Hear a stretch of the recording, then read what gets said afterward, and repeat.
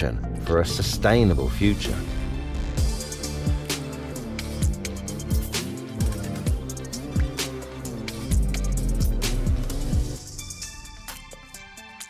While focusing on medical and scientific progress, we also care for human values. We keep exchanging ideas with our worldwide partners. We rethink the role of a university in our society and work towards the goal of sustainability.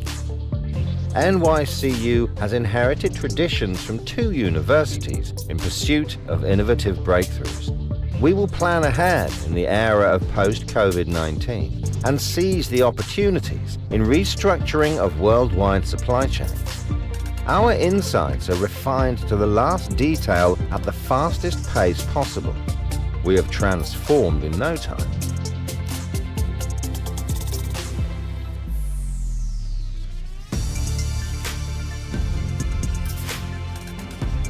Where is the future? The future is here. For infinity and beyond.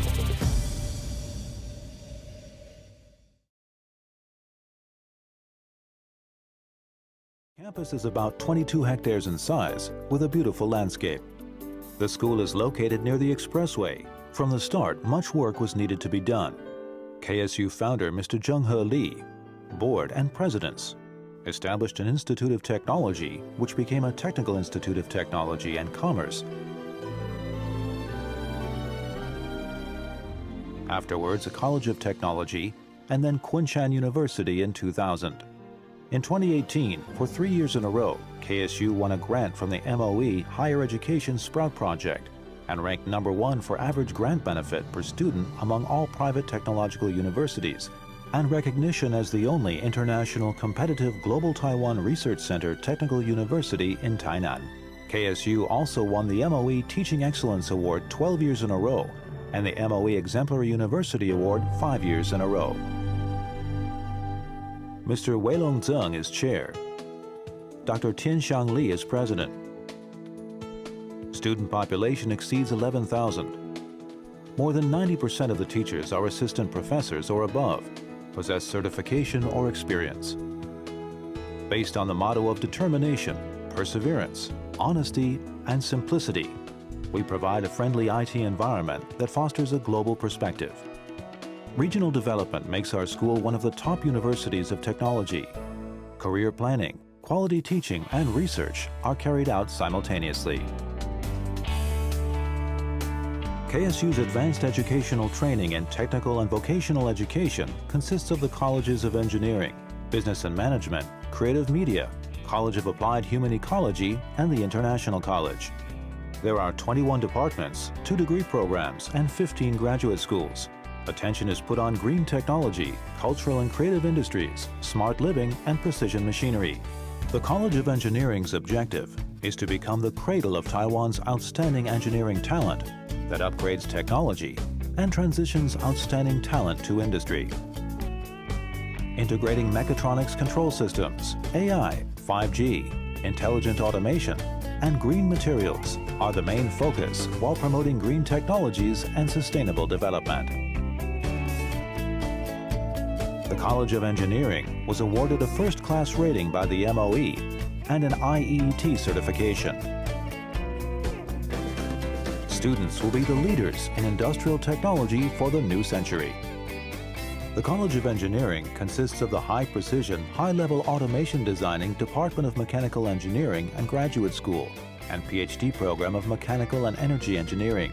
Dedicated to mechatronics integrated with technology's automation development is the Department of Electrical Engineering and Graduate School. Integrating intelligent information products development and manufacturing is the Department of Electronic Engineering and Graduate School. Nurturing sustainable environment management and water pollution prevention professionals is the Department of Environmental Engineering and Graduate School. Developing green energy and focusing on green material development is the Department of Materials Engineering and Graduate School. Developing AI and the Internet of Things is the Department of Information Engineering and Graduate School. Exploring high-speed communication technologies and robotics control programming applications is the Department of Intelligent Robotics Engineering and Graduate School. focusing on game designing, propagation and applications, and nurturing gaming industry outstanding new media talent is the Computer and Game Development Program.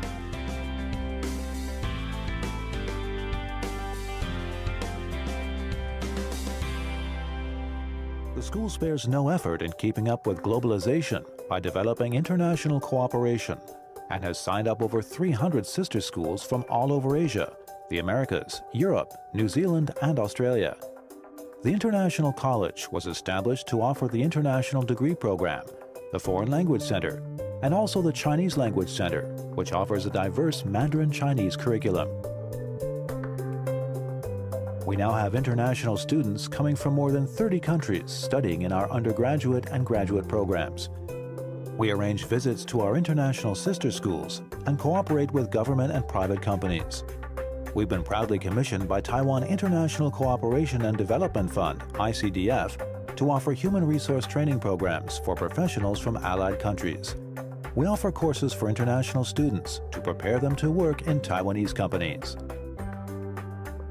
We encourage departments to offer courses fully taught in English to provide an alternative for local students and facilitate studies for international students.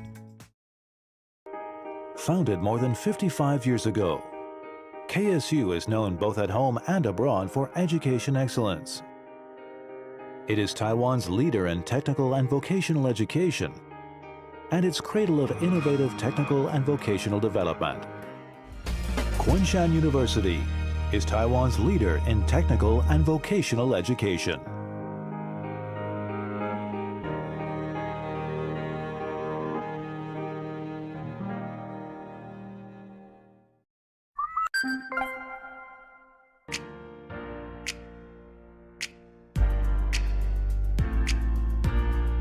Hi everyone, my name is Padi Mustafa Tiara. I'm from Burkina Faso. I graduated from Minchuan University.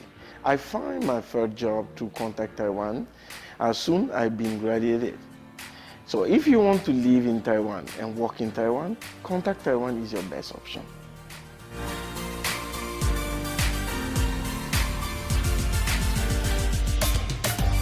Hello, my name is Camila. I'm from Guatemala and I'm 25 years old. I've been in Taiwan for 6 years now, and the Taiwanese government has given me 2 fully funded scholarships. That's why I want to give back to Taiwan. Taiwan is a place full of energy and opportunities. It is also the heart of Asia.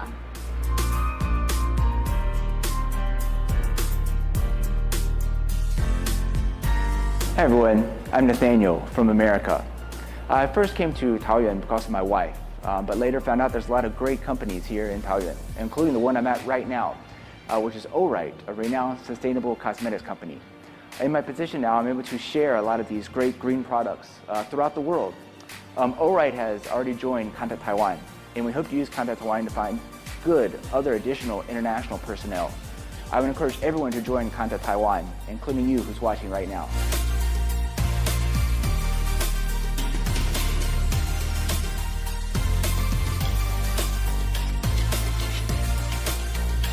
My name is Xavier and I'm from Malaysia. I had heard about Contact Taiwan when I was a student. My friends also participated in many job searching events held by Contact Taiwan. Luckily, I found a job that matched my major after graduation.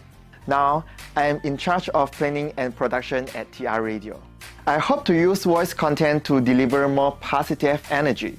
If you don't know Contact Taiwan yet, be sure to join it as soon as possible. Join Contact Taiwan now.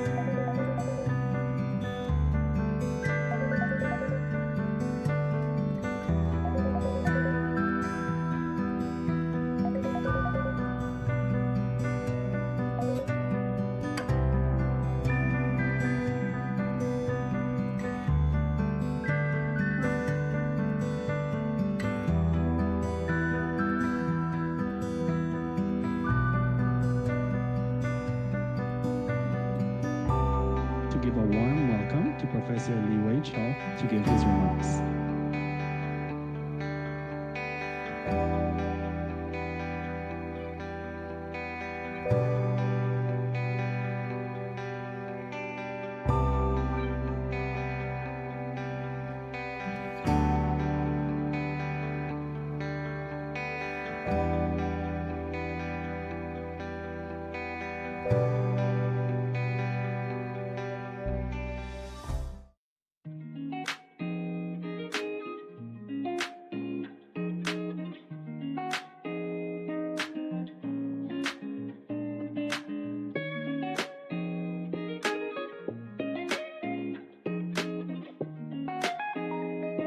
And Mrs. William.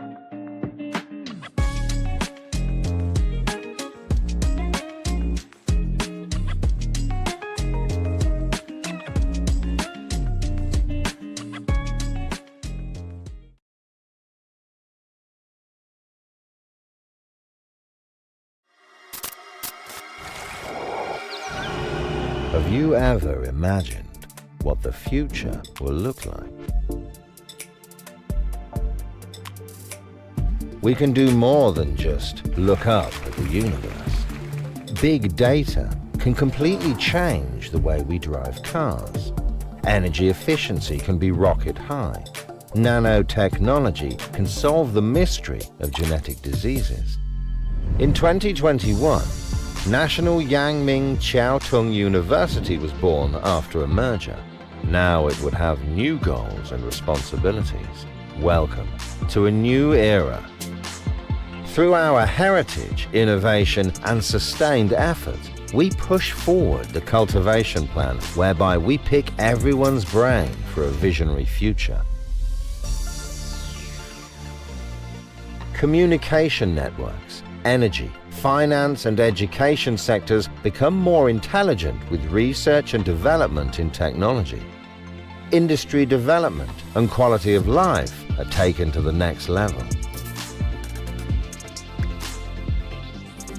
In the area of AI healthcare and advanced medical equipment, big data helps to create an integrated system in which people always come first. We don't just extend lifespans, we live better and healthier lives. We groom physician engineers and medical doctors across the country and promote cross-disciplinary collaboration for a sustainable future.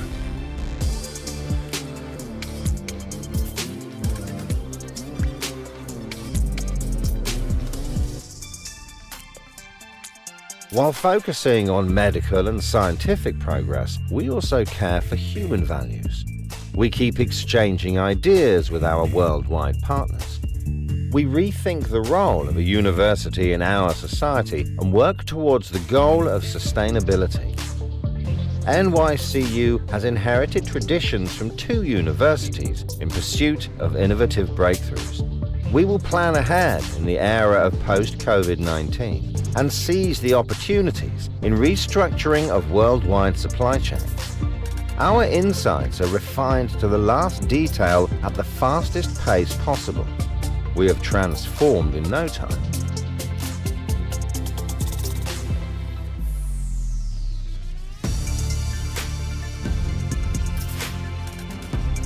Where is the future?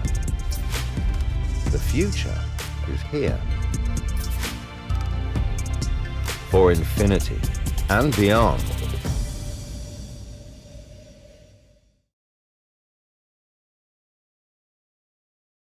Campus is about 22 hectares in size with a beautiful landscape.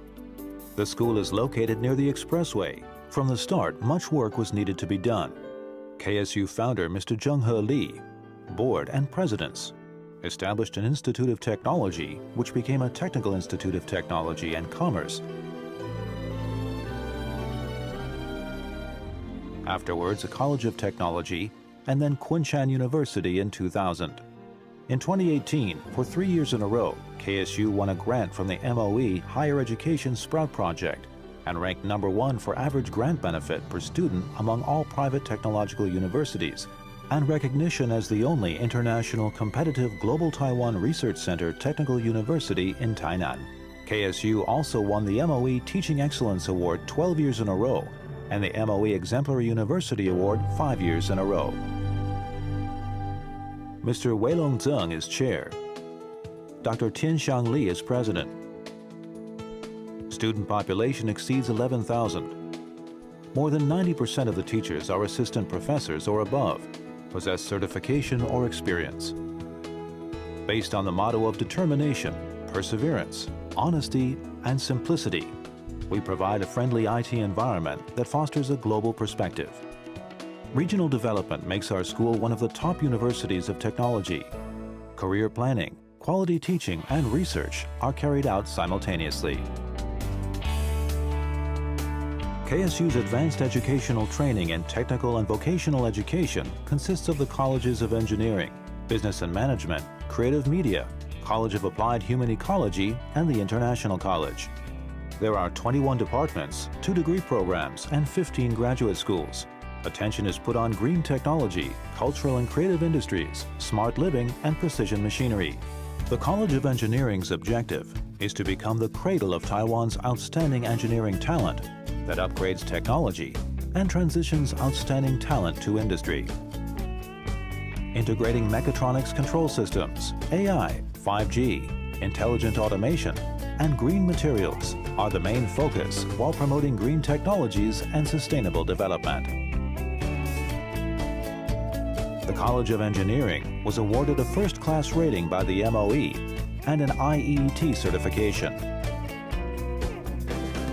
Students will be the leaders in industrial technology for the new century. The College of Engineering consists of the high-precision, high-level automation designing Department of Mechanical Engineering and Graduate School and PhD program of Mechanical and Energy Engineering. Dedicated to mechatronics integrated with technology's automation development is the Department of Electrical Engineering and Graduate School. Integrating intelligent information products development and manufacturing is the Department of Electronic Engineering and Graduate School. Nurturing sustainable environment management and water pollution prevention professionals is the Department of Environmental Engineering and Graduate School. Developing green energy and focusing on green material development is the Department of Materials Engineering and Graduate School. Developing AI and the Internet of Things is the Department of Information Engineering and Graduate School. Exploring high-speed communication technologies and robotics control programming applications is the Department of Intelligent Robotics Engineering and Graduate School. Focusing on game designing, propagation and applications, and nurturing gaming industry outstanding new media talent is the Computer and Game Development Program. Focusing on green material development is the Department of Materials Engineering and Graduate School. Developing AI and the Internet of Things is the School Department of spares no Information effort in Engineering keeping up and with Graduate School. globalization by Exploring developing high-speed international communication cooperation technologies and has robotics signed up control over programming 300 sister applications schools is the from all Department over of Asia, Intelligent the Robotics Americas, Engineering and Europe, Graduate New School. Zealand, and Focusing Australia. on game designing, The International propagation and College was applications, established and to offer nurturing the gaming International industry Degree outstanding Program, new media the talent Foreign Language is the Center, Computer and also the Information Chinese Language Center, Engineering and which Graduate offers a School. diverse Mandarin Chinese curriculum. We now have international students coming from more than 30 countries studying in our undergraduate and graduate programs. We arrange visits to our international sister schools and cooperate with government and private companies. We've been proudly commissioned by Taiwan International Cooperation and Development Fund, ICDF, to offer human resource training programs for professionals from allied countries. We offer courses for international students to prepare them to work in Taiwanese companies. We encourage departments to offer courses fully taught in English to provide an alternative for local students and facilitate studies for international students. Founded more than 55 years ago, KSU is known both at home and abroad for education excellence. It is Taiwan's leader in technical and vocational education, and its cradle of innovative technical and vocational development. Kunshan University is Taiwan's leader in technical and vocational education.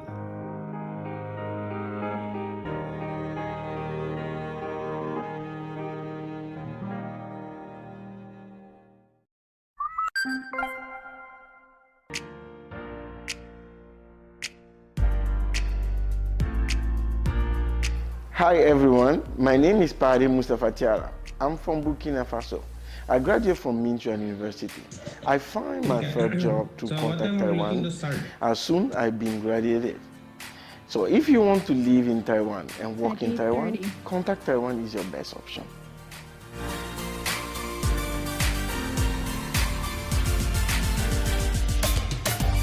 Hello, my name is Camila. I'm from Guatemala and I'm 25 years old.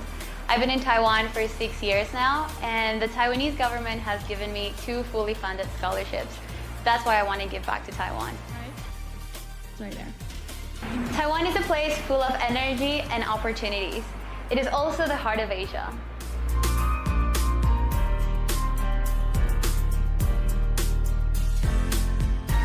Hi everyone, I'm Nathaniel from America.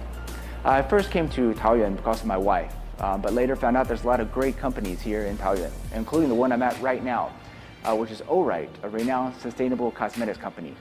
In my position now, I'm able to share a lot of these great green products throughout the world.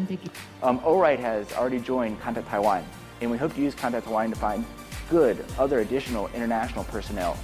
I would encourage everyone to join Contact Taiwan, including you who's watching right now.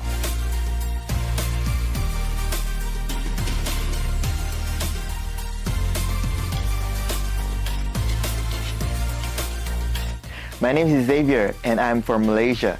I had heard about Contact Taiwan when I was a student. My friends also participated in many job searching events held by Contact Taiwan. Luckily, I found a job that matched my major after graduation. Now, I am in charge of planning and production at TR Radio.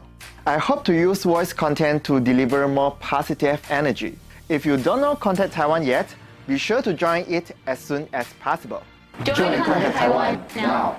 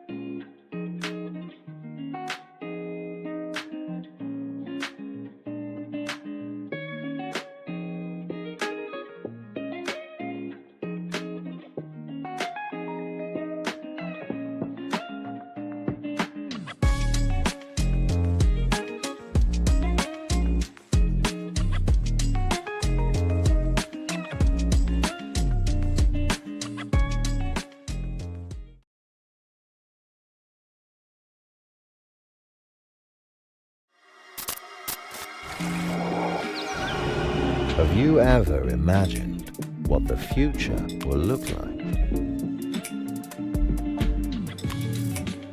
We can do more than just look up at the universe. Big data can completely change the way we drive cars. Energy efficiency can be rocket high. Nanotechnology can solve the mystery of genetic diseases. In 2021, National Yangming Chiaotong University was born after a merger. Now it would have new goals and responsibilities. Welcome to a new era. Through our heritage, innovation, and sustained effort, we push forward the cultivation plan whereby we pick everyone's brain for a visionary future. Communication networks, energy, finance and education sectors become more intelligent with research and development in technology. Industry development and quality of life are taken to the next level. In the area of AI healthcare and advanced medical equipment, big data helps to create an integrated system in which people always come first. We don't just extend lifespans, we live better and healthier lives. We groom physician engineers and medical doctors across the country and promote cross-disciplinary collaboration for a sustainable future.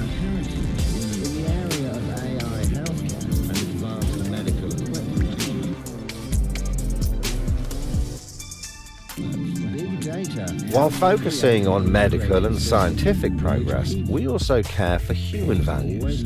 We keep exchanging ideas with our worldwide partners. We rethink the role of a university in our society and work towards the goal of sustainability. NYCU has inherited traditions from 2 universities in pursuit of innovative breakthroughs. We will plan ahead in the era of post-COVID-19 and seize the opportunities in restructuring of worldwide supply chains. Our insights are refined to the last detail at the fastest pace possible. We have transformed in no time.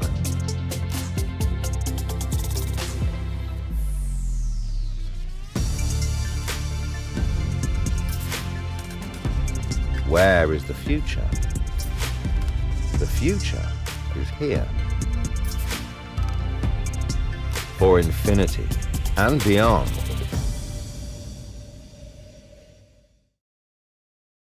Goal of sustainability. The campus is about 22 hectares in size with a beautiful landscape. The school is located near the expressway. From the start, much work was needed to be done. KSU founder Mr. Jung-He Lee, board and presidents, established an Institute of Technology, which became a Technical Institute of Technology and Commerce. Afterwards, a College of Technology, and then Kunshan University in 2000.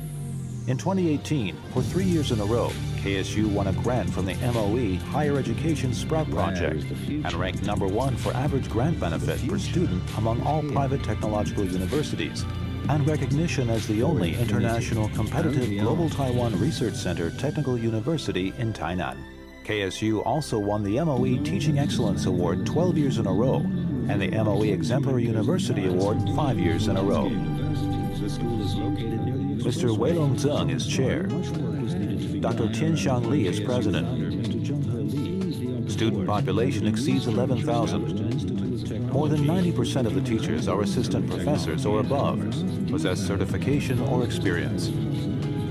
Based on the motto of determination, perseverance, honesty, and simplicity, we provide a friendly IT environment that fosters a global perspective. Regional development makes our school one of the top universities of technology. Career planning, quality teaching, and research are carried out simultaneously. KSU's advanced educational training in technical and vocational education consists of the Colleges of Engineering, Business and Management, Creative Media, College of Applied Human Ecology, and the International College. There are 21 departments, 2 degree programs, and 15 graduate schools. Attention is put on green technology, cultural and creative industries, smart living, and precision machinery.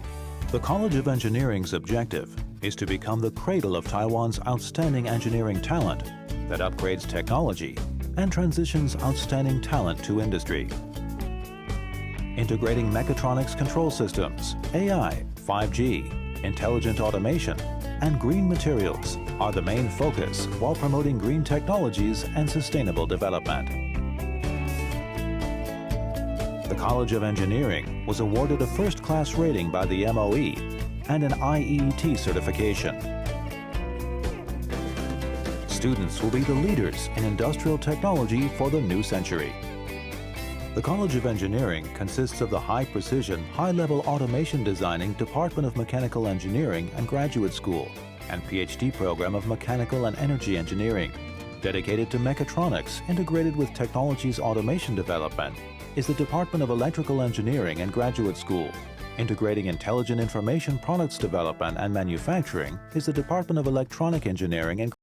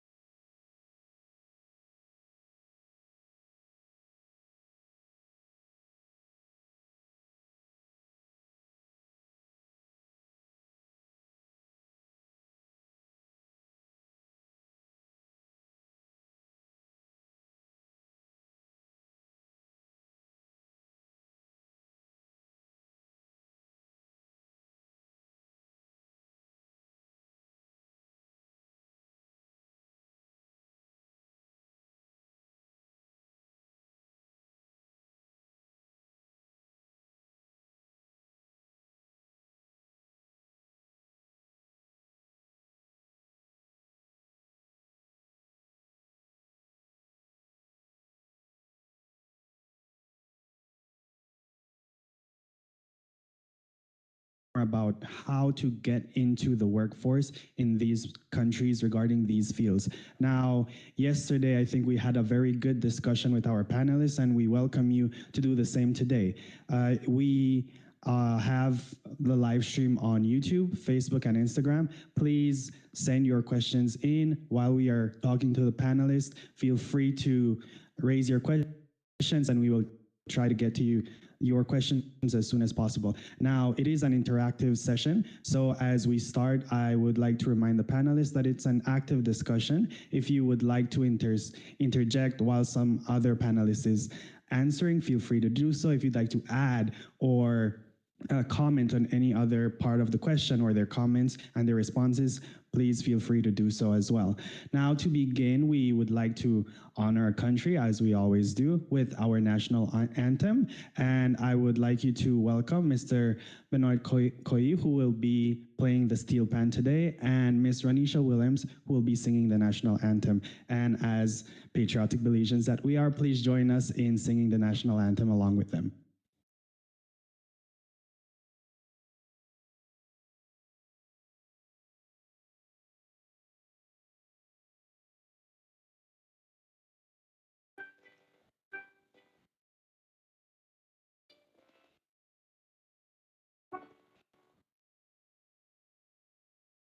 Oh, land of the free.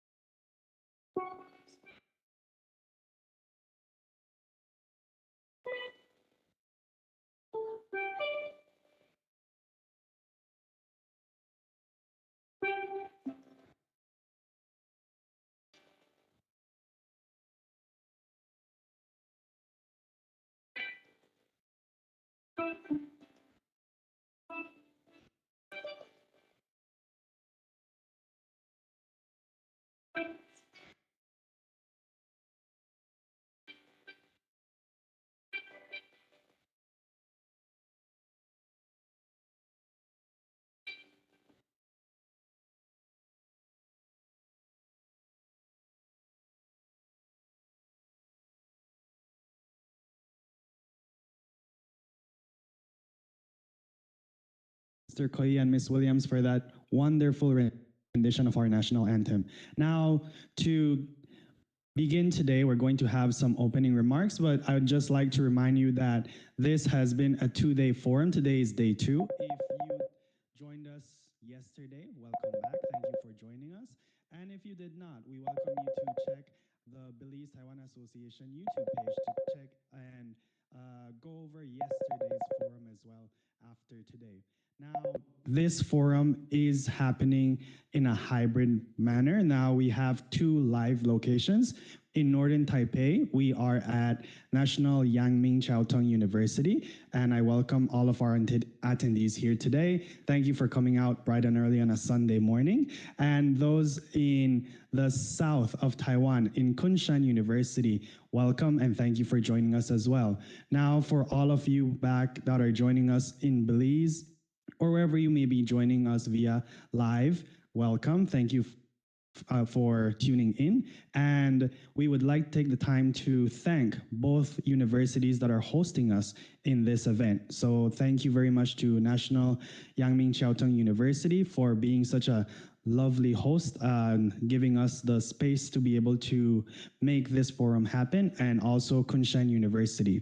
And to begin today's opening remarks, please help me in welcoming Ms. Melody Wagner, the current president and today's representative of the Belize Taiwan Association. Thank you, Amador. Good morning and good evening to those joining us from abroad, to our special guests who were here yesterday, who will be delivering remarks again today. Her Excellency Dr. Candace Pitts, Ambassador of Belize to Taiwan, and Professor Li Wei Cho, Deputy Vice President of the International Affairs at National Yangming Chiao-Tung University. To our mentors, career prospects, and volunteers here with us online or here in person today. I am happy to be here, and of course to see this amazing venture come to life. It's day 2, so we've already gotten halfway through. The Career Forum comes from what we, the steering committee, identified as a knowledge gap that the average graduate is forced to face at the end of every transition point. This is a curated space that will aid you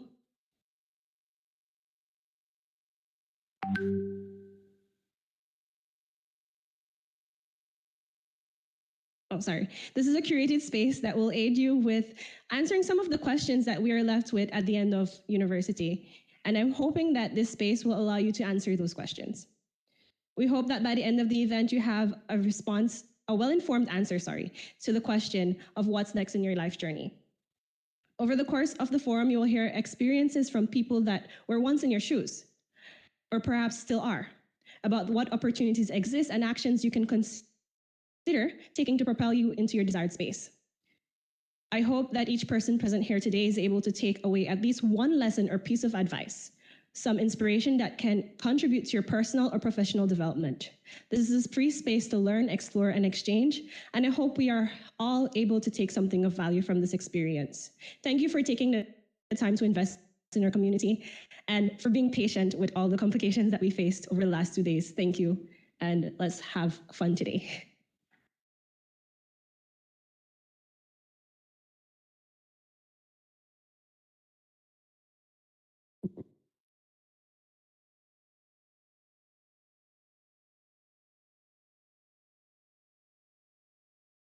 Welcome remarks that our invited guests delivered yesterday, so please join us in watching. Extraordinary and plenipotentiary from the Embassy of Belize here in Taiwan. Welcome and thank you for being with us. To begin with, we'd like to give a warm welcome to Professor Li Wei Cho to give his remarks.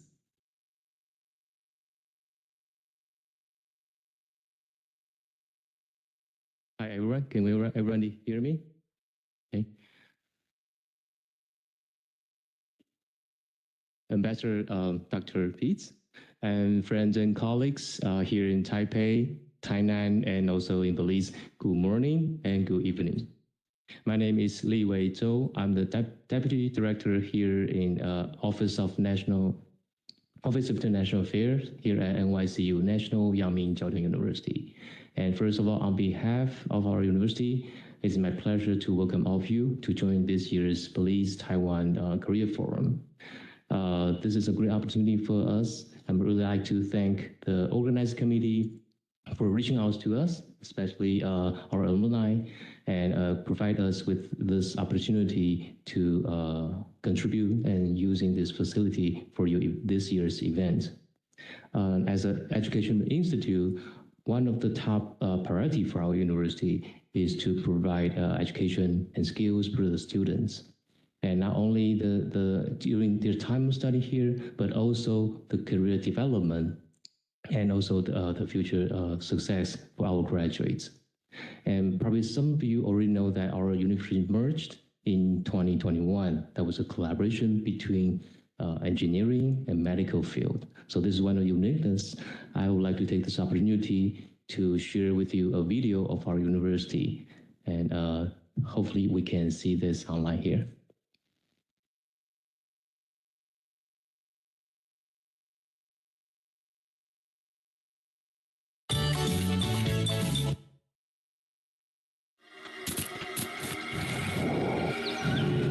Have you ever imagined what the future will look like? We can do more than just look up at the universe. Big data can completely change the way we drive cars.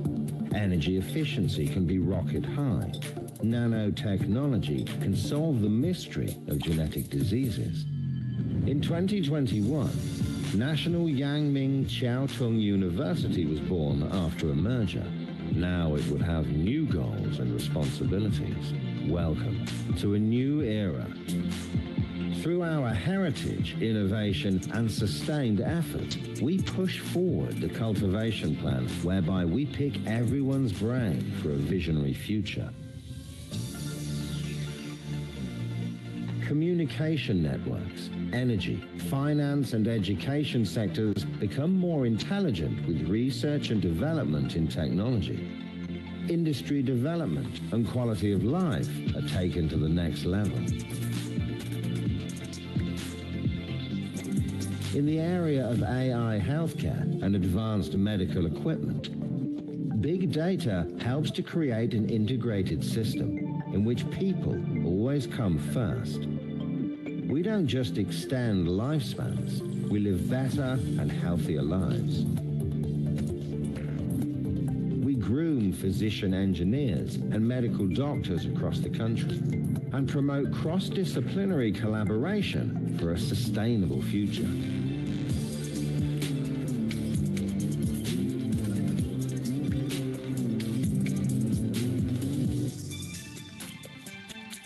While focusing on medical and scientific progress, we also care for human values. We keep exchanging ideas with our worldwide partners. We rethink the role of a university in our society and work towards the goal of sustainability. NYCU has inherited traditions from 2 universities in pursuit of innovative breakthroughs. We will plan ahead in the era of post-COVID-19 and seize the opportunities in restructuring of worldwide supply chains. Our insights are refined to the last detail at the fastest pace possible. We have transformed in no time.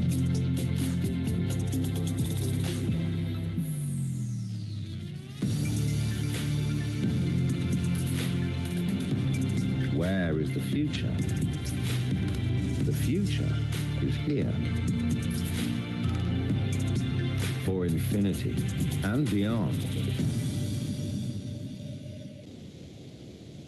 Okay, thank you. That concludes our video for the introduction. Thank you all once again. I hope everybody enjoyed the video, and I'm looking forward to the discussion and presentation later today. Thank you.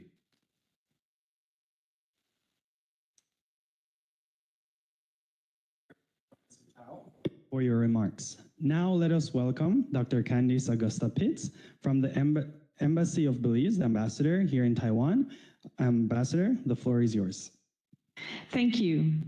Greetings, everyone. Dr. Lee, to our Belizeans at home, our Belizeans online, and our Belizeans present in this room. Thank you for this opportunity to offer a few remarks at your inaugural Belize-Taiwan Career Forum. Let me commence by congratulating the coordinators and the members of the Belize-Taiwan Association for this visionary and innovative initiative. Events such as this demonstrate precisely what we need from our nationals who receive tertiary level education. They can help us, and by us I mean Belizeans, to devise ways to help develop each other and to help develop Belize. Ever and anon, our nationals leave to study, and we are left unaware of their studies and their training. So this professional forum prefers a great platform to highlight these talents as well as a great avenue for our paraprofessionals here in Taiwan to connect with experts from relevant industries in Belize.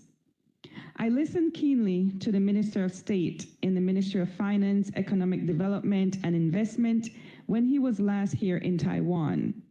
He said that Belize is at full employment. Aside from those Belizeans who are not seeking work or perhaps are in transition between jobs, most Belizeans are employed. The minister also said that they're aggressively, meaning the government, aggressively seeking investments for Belize.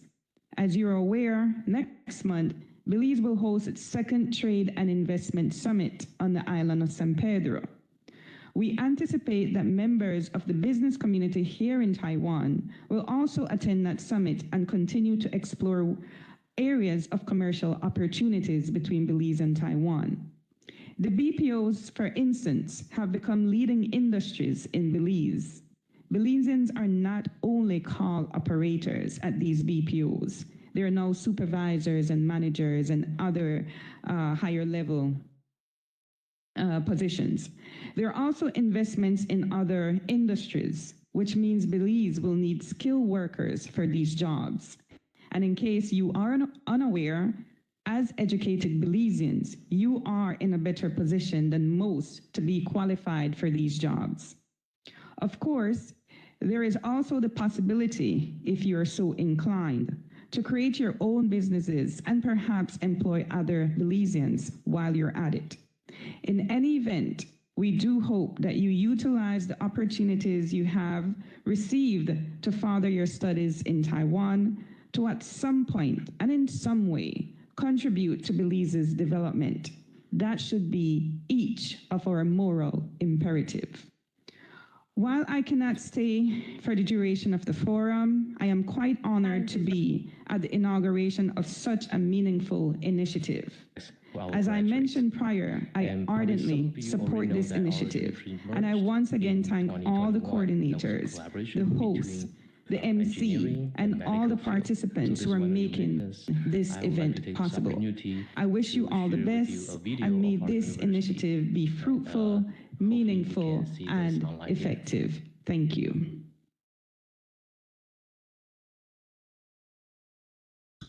A pleasant good morning to everyone. My name is Laila Stefan, and I am one of the members of the steering committee for this career forum. I have the pleasure of introducing our first segment for the day.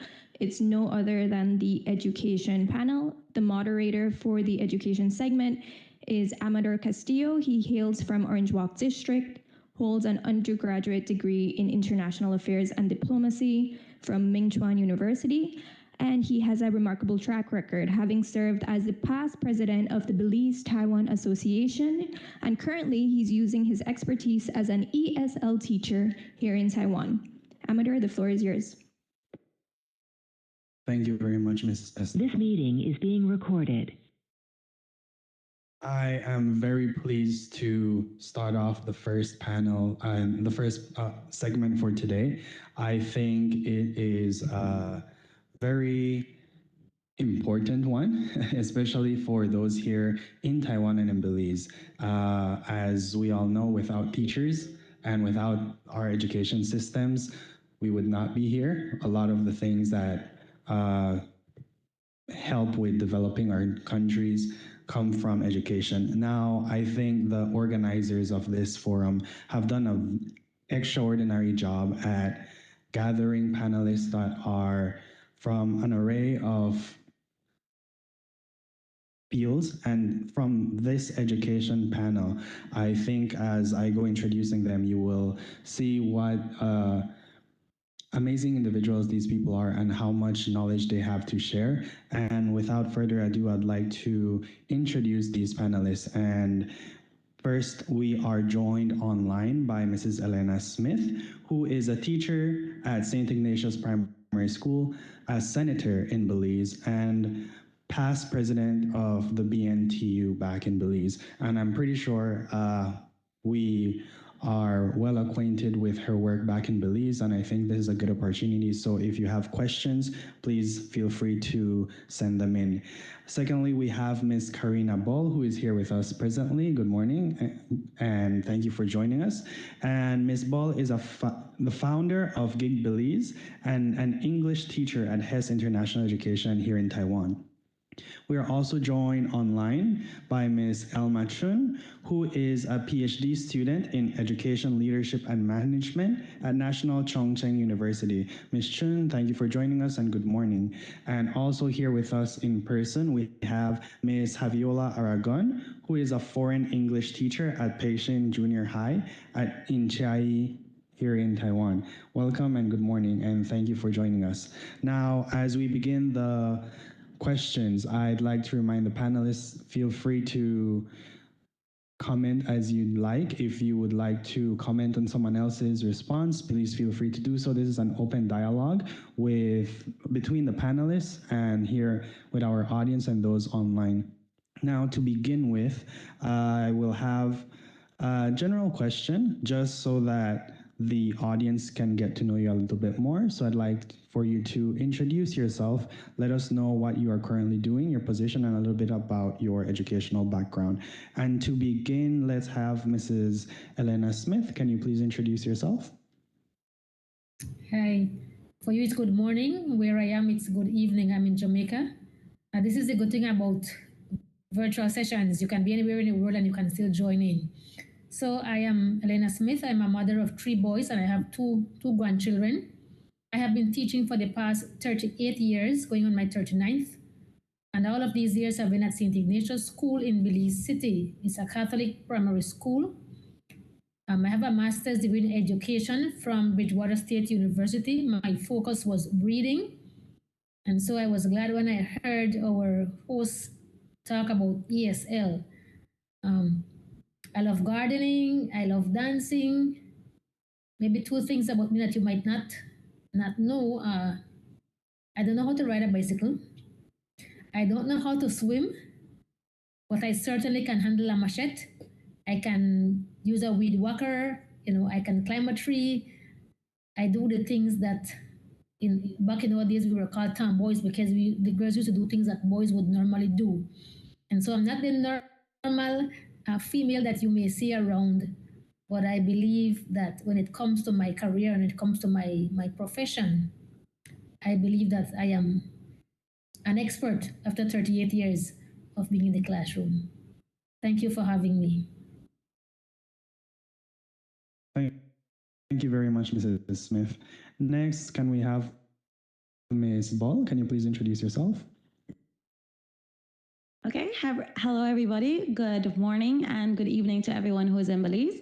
My name is Karina Ball and I am an English teacher here in Taiwan. Like most people who come to Taiwan to study, I actually started teaching English when I was doing my master's degree. So I taught English part-time when I started, and after I was done with my degree in business, I wanted to continue learning a bit more Chinese so that I would improve my possibility and my option to be able to get a job in Taiwan. And so I taught English for a year full-time, and I learned Chinese so that I could try to improve my Chinese skills. After I finished the year of studying Chinese, I started interviewing for jobs, and this is when I realized that maybe I wasn't going to be satisfied with the salary that was offered and the long working hours for working in the business field in Taiwan, because I was interviewing especially with Taiwanese companies. And so I decided to follow along with a friend who was moving to Taiwan and to try to teach English with an international organization. So a company that has schools in Taiwan and other Asian countries. And when I started with this company, the plan was to continue teaching for another year and to continue looking for jobs in my field that would offer a higher salary so that I could continue having the life that I wanted. But I soon was exposed to a different aspect of teaching English, so more the management side of teaching English. And I got the opportunity to be a head teacher at one of the branches. And before the end of my second year, I was head teacher at 3 of the branches. And eventually I was representing my entire area for this organization that I was working with. After working with them for a few years and helping with onboarding new employees and managing foreign staff and so on, I realized that I was getting a lot of skills that I needed for entrepreneurship, which ultimately my goal was someday having my own business. And so I decided to take a step back because I felt like I've learned a lot in management and now it was time to put it into use. And I love the fact that teaching English allowed me the flexibility to cut down on my hours so I can dedicate my time to building a business which is aimed at helping other entrepreneurs in Belize and service providers in Belize. So my English teaching journey has been a bit different. It has also exposed me a lot to learning about the other side to teaching English. You know, teaching English is great. Connecting with kids is great. You have some awesome experiences, but I also think that it provides an opportunity for you to pursue your goals, your personal goals, and to pursue the things that you want in life. So for me, it's been great to be able to use teaching English in Taiwan as a stepping stone to creating my own business and to still continue with that career path that I had wanted, but to do something for myself. Thank you very much, Ms. Ball. Now we head on over to Ms. Chun. Can you please go ahead and introduce yourself? Good morning, everybody. Good morning, Amador, and those online and those joining us online. My name is Ilma Chun. I'm from the beautiful Corozal Bay. I enjoy playing soccer. I consider myself a very adventurous person. And since living in Taiwan, I've took on the hobbies of cooking and baking. In Belize, I have I earned my undergraduate degree in secondary science education. And prior to coming to Taiwan, I was teaching chemistry and integrated science at the Corozal Community College. And back in 2018, I was offered the ICDF scholarship to come to Taiwan. And I currently have my master's degree in education, and I am currently working on my PhD degree in education. Currently, my research area is based on international students and their study experience here in Taiwan. I'm looking at Latin American countries and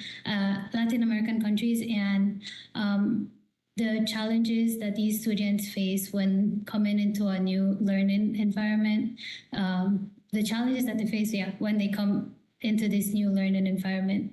And the goal of my research is to provide students with like a better platform on how they can prepare themselves, and also to provide a better platform for universities and for the government of Taiwan and Belize in assisting these students in their assimilation process. I'm currently in Taiwan for 5 years. Well, I've been in Taiwan for 5 years now, and I'm currently an English teacher. I've been an ESL teacher at kindergarten and elementary school. Currently, I'm a full-time ESL teacher. I teach kindergartens in the morning, and in the afternoon, I teach at the cram schools. So my goal of participating in today's forum is to share my teaching experience, to answer questions that fellow teachers or students may have with their study or teaching experiences in Taiwan. Thank you. Thank you, Ms. Chun. And now we go to Ms. Aragon. We open the floor to you. Can you introduce yourself, please? Hi, I am Javiola Aragon. I am from Orange Walk. I lived and worked my entire adult life in Belize. I am a teacher. I worked at one high school for over 16 years, and then I moved into the Ministry of Education for over 13 years. And then I decided that I wanted a change, and so I came to Taiwan to teach English. In Taiwan, I am a foreign English teacher through the program that is run by the Ministry of Education in Taiwan. I found this opportunity online, and I prepared everything that I needed to prepare, including academic documents and a financial plan. And I did research on the country before I even submitted the first document. And I went through the entire process step by step until I arrived in Taiwan, and I have now been teaching in Taiwan for 1.5 years. I am in Chiayi City. And as a foreign English teacher in Chiayi City, I have found a balance between work and life. And my purpose here is to share my journey with those of you who might want to have a similar career path. Thank you. Thank you very much. Now, as we can see, our powerful women in this panel have a dynamic background, and I think we have a panel with different perspectives within the education field. Their paths have been different, and I think that's going to help us with understanding a little bit more about the job market and how to get into this field if that is what you are thinking of. And to kick off the information questions, I would like to ask if you can provide some insight into the current job market and opportunities in Belize within this field, and that is for Mrs. Smith specifically. Can you please share a little bit about what the job market is back in Belize, and if there are any maybe shortages in a specific subject area back in Belize? Is it primary, secondary, tertiary? If you have any information, can you please share with us? Thank you.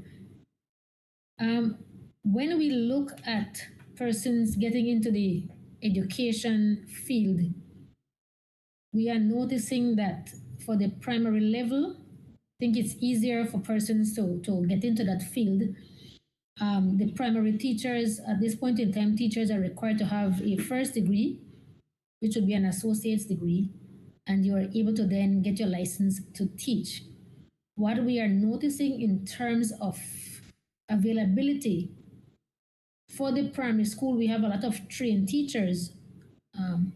However, we have a lot of them who don't have jobs at this point in time because I think the system is now full at the primary level. There may be spaces, but they are short-term spaces, and teachers or persons seeking jobs prefer to have long-term employment. We note that at the secondary level, though, and even at the tertiary, there seems to be a shortage of teachers who have training in specific fields. So at the primary level, a teacher would teach, all subjects except at the upper division where they would do subject teaching. At the secondary level, you do subject teaching. And so schools have been saying to us that they are having difficulty finding science teachers, which would be chemistry, physics, those areas, math teachers, and strangely enough, English teachers. I'm not sure why we have shortages in these areas, but we are having difficulty finding teachers in those areas.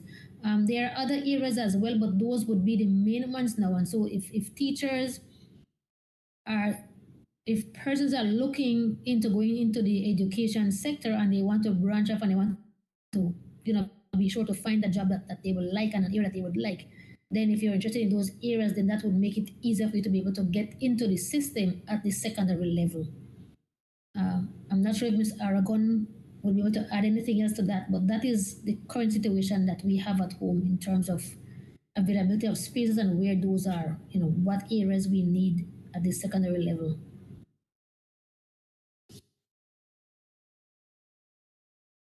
I believe part of the situation with getting the English teachers has to do with being trained to teach speakers of English whose first language is not English, and the methodologies that one uses to teach is different when you're teaching someone who already speaks English at home.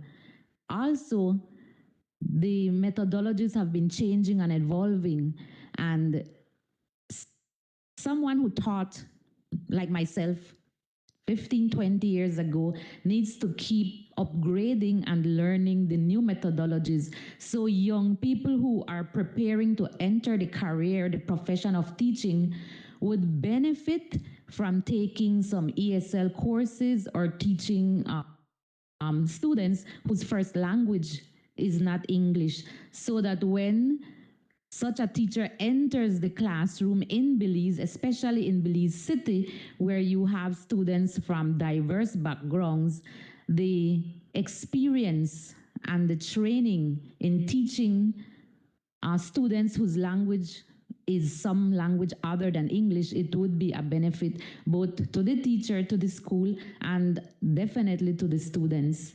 So right now, someone who is thinking of entering the education profession, I would advise such a person to take courses in teaching English as a second language. Okay, thank you very much. And I think that is very useful for our viewers and persons who are thinking about becoming teachers back in Belize and here in Taiwan. Now, a little bit more specific to Taiwan, so this I will gear to Ms. Bolo and Ms. Chun. What are the job opportunities here in Taiwan as a teacher, and is it only English teaching? If you have any knowledge on the difference between entering into a job, for example, let's say a primary school or an secondary or tertiary school here, or is it only open to working at cram schools?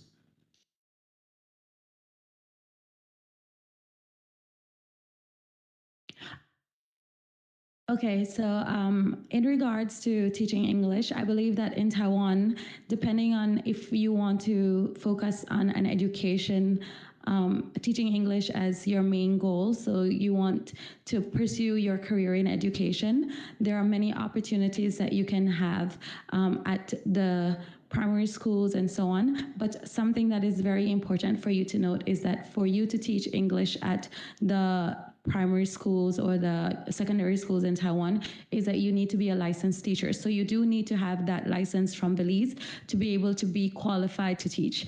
If you don't have a license and English is not a career that you intend to pursue forever, it's more of a way for you to get into the job market and then to move on to other things. You don't need to have a license, and you can teach at the kindergartens and the private cram schools and so on, but you do need to have more than a bachelor's degree. As long as you have more than a bachelor's degree, it should be quite easy for you to secure an English teaching job, because this is the basic requirement, and Belize is recognized as an English-speaking country in Taiwan, so we are able to be sponsored by the companies that want to hire us.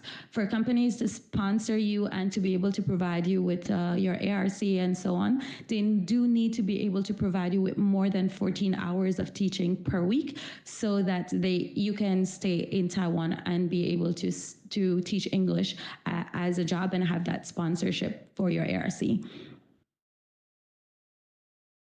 Okay, thank you very much. Ms. Chun, is there anything you would like to add to this question?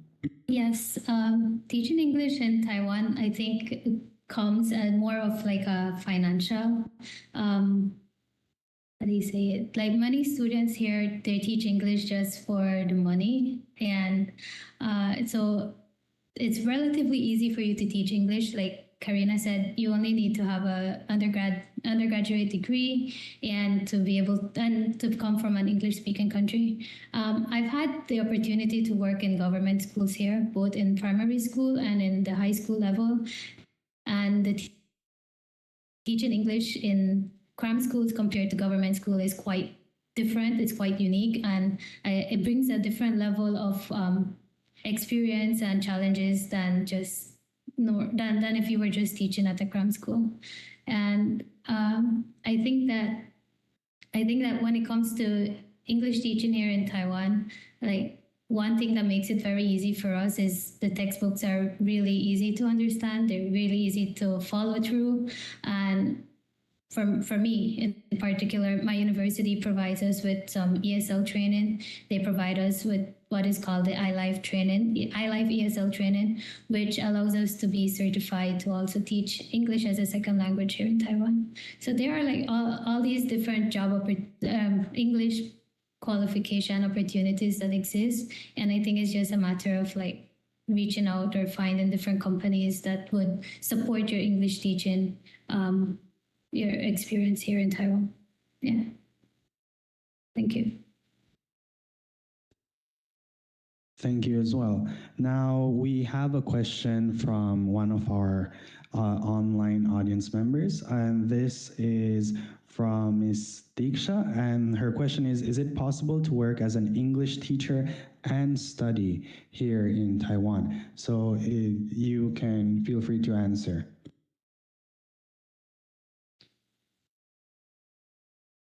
Yeah, as I mentioned, a lot of students are studying and working or teaching English here in Taiwan.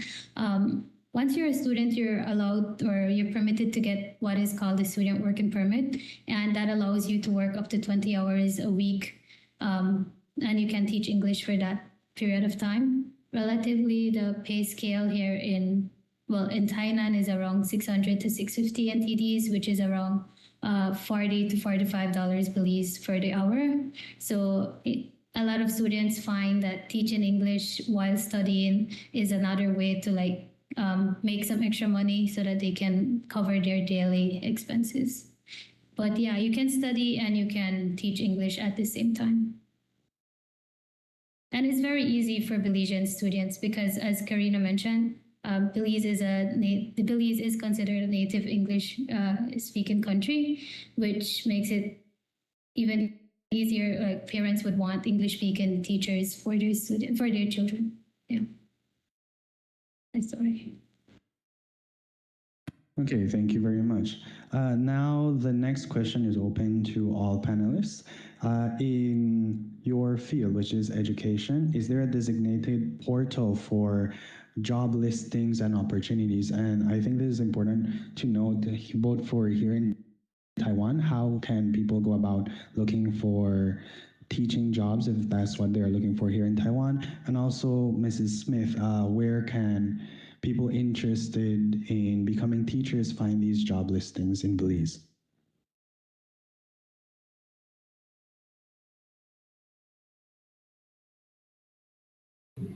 Okay, so for us at home, there's not an official portal where these available spaces or available teaching positions are advertised. The management of the various schools, as you all are aware, we have this church-state system where schools are managed by our churches, and of course the government also manages some of these schools. And so those managements would then advertise these positions, and so the teachers would have to then be looking out to see if there's an advertisement and checking with colleagues to see if if they know of any vacancies. Newspapers, church bulletins, the school's Facebook pages. Those are where we would go to find any available jobs in the teaching profession, but there's not a specific or a site dedicated, a portal dedicated to only available positions within the teaching profession.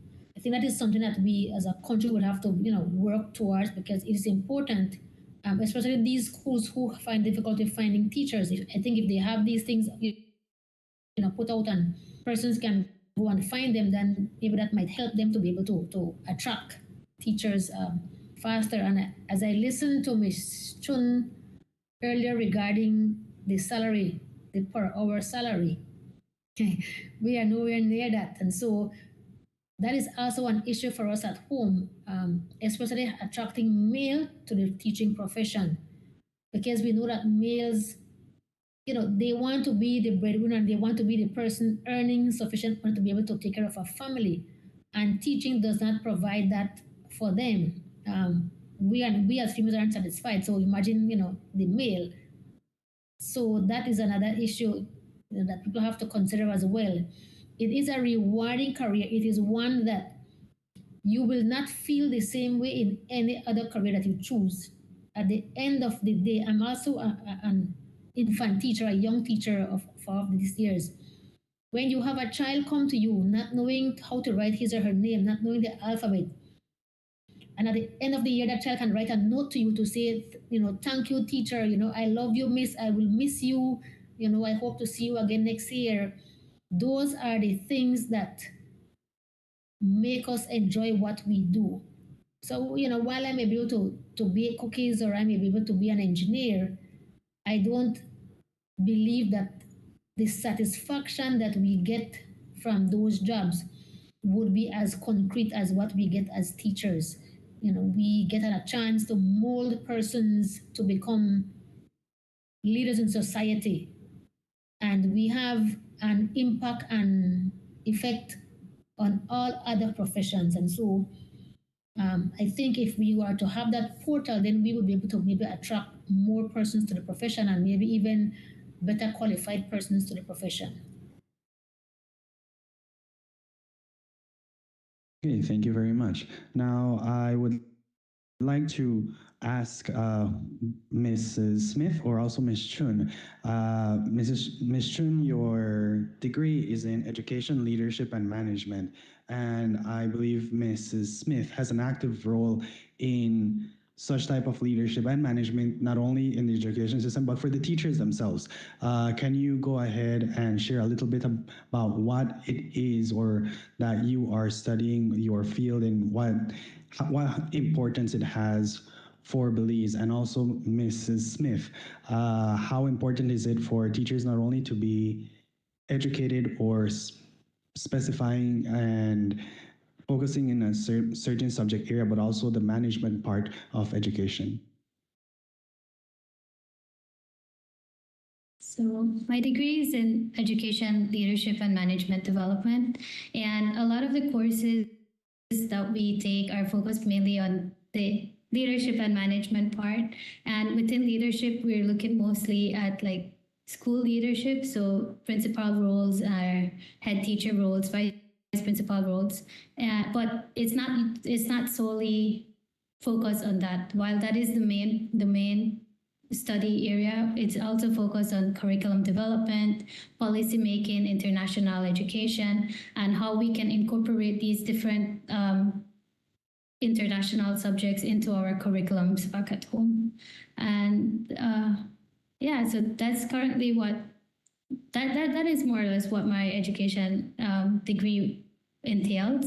And we also take a lot of different courses, such as like psychology courses, we take counseling courses, and let me see,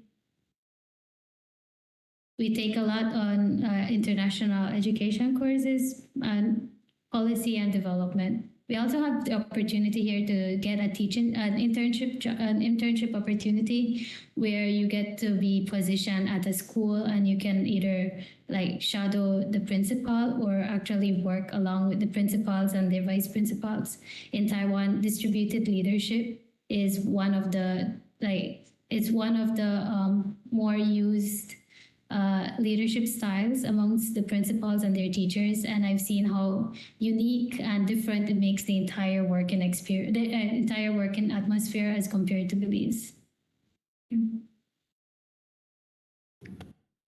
terms of leadership and management, teachers are naturally leaders. And just by profession, we are managers because we have to manage a class of 30 students, 25 students, depending on what level you are. So you have to be able to know how to manage your classroom. So when you do your training, you get you take these classroom management classes, these courses that you have to know as a teacher.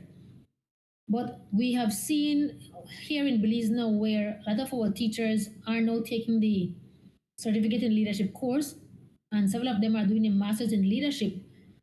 Because for you to become an administrator, either a vice principal or a principal, you must have leadership. And so teachers are anticipating, I suppose, they anticipate becoming an administrator sometime down the future. And so from now they begin to take these courses. But apart from just having a certificate, because we all know that having a degree does not make us does not always mean that we will be able to practice what we've learned. There are persons who are book smart, they have a degree, and like we said in Belize, you have a degree but no temperature. Simply means that you have a degree but you do not know how to execute what it is that you've learned. You cannot pass on what you've learned to your students. So it's not just about having a degree, but it's about being able to find the time to do other courses, do workshops, do CPD hours, search some online workshops and do those to be able to build on those skills that you have. Because for us at home, our teachers must have 120 CPD hours within a 5-year period for them to maintain their license. So within that 5 year, you must be doing training, and your school and your management must provide these trainings for you as well as the ministry. And at your school level, it should be based on the needs of the school. Aside from just leadership, though, I think leadership comes in different forms and in different ways. So it doesn't necessarily mean doing a certificate in leadership to become an administrator, but you can also demonstrate leadership by doing other courses. For example, I did pastoral counseling. As teachers, we are counselors, we are psychiatrists, psychologists, we are all sorts of things in one. And so it helps us to be better able to meet our students' needs if we are able to branch out into these other fields and do these other things. So leadership is important. Being able to manage is important because you have to manage your time, your resources, your classroom, so an array of things that you have to manage.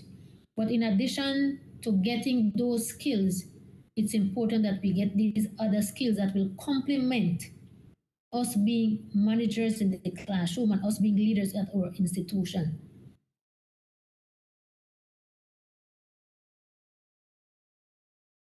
Reference the previous question, how to get employed, I got employed when I typed in full caps TFETP.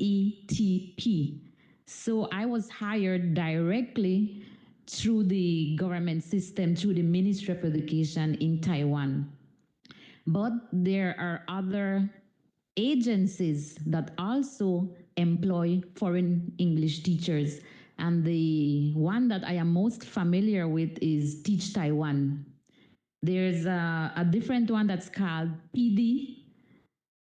They also are an agency that hire foreign English teachers.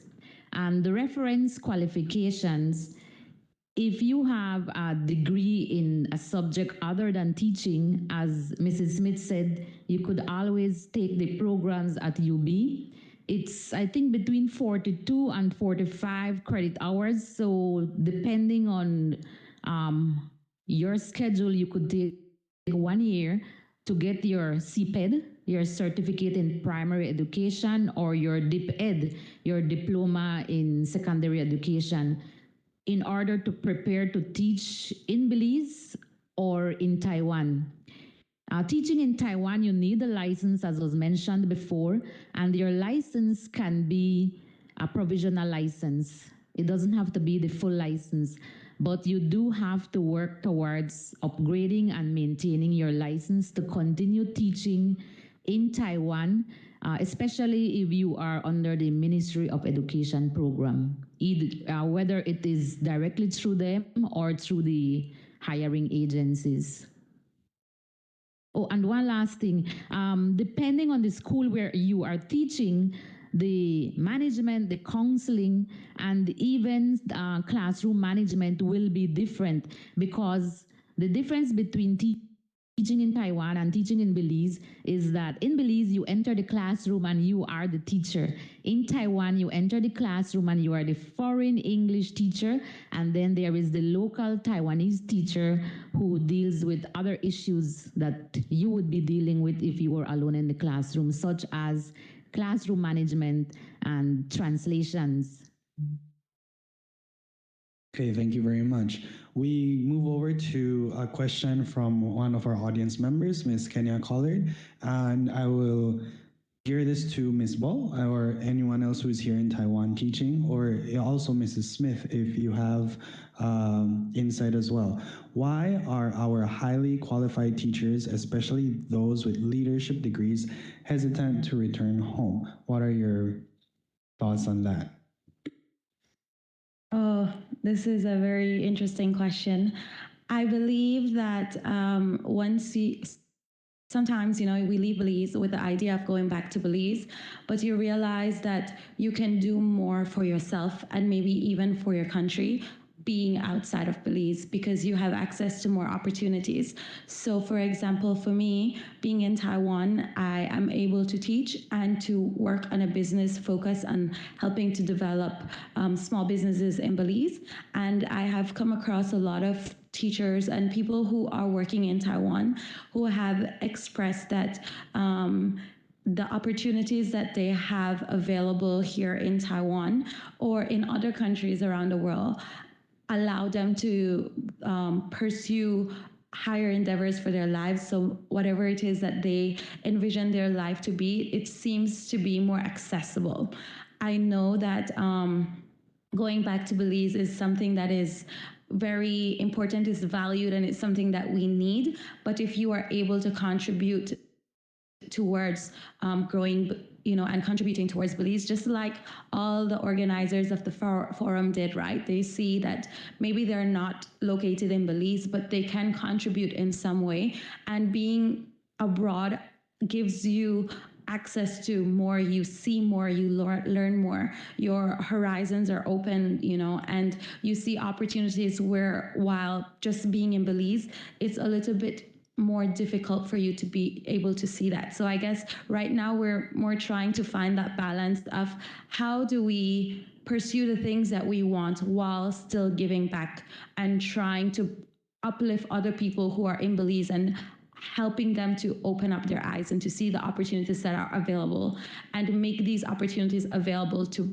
people at home as well.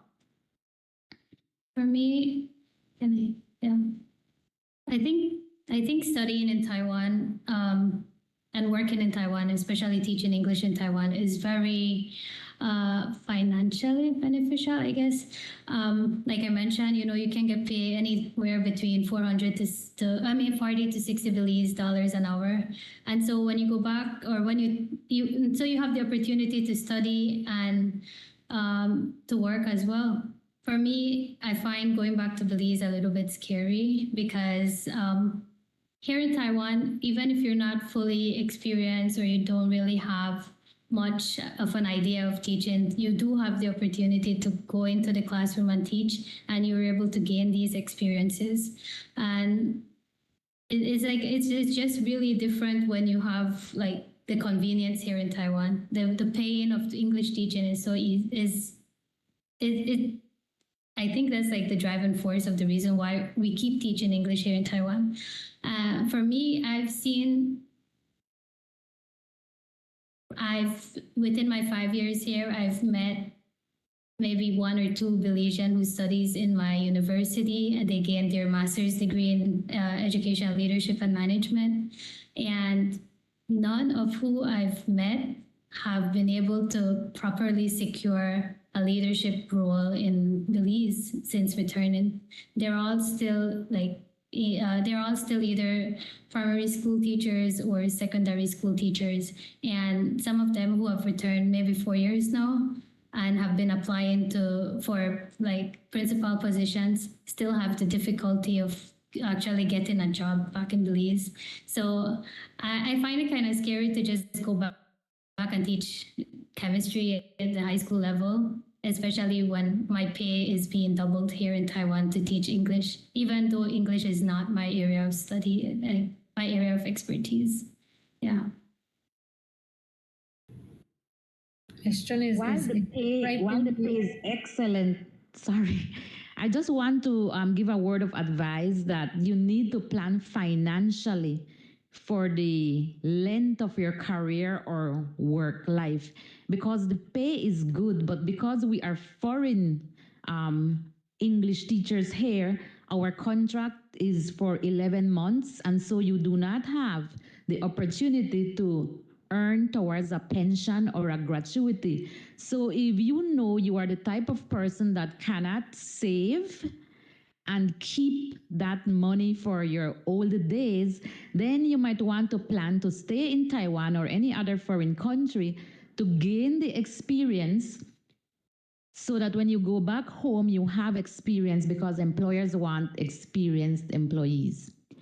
And also you may want to go back home to contribute to Belize and personally to build your years of service so that you can get your gratuity and your pension.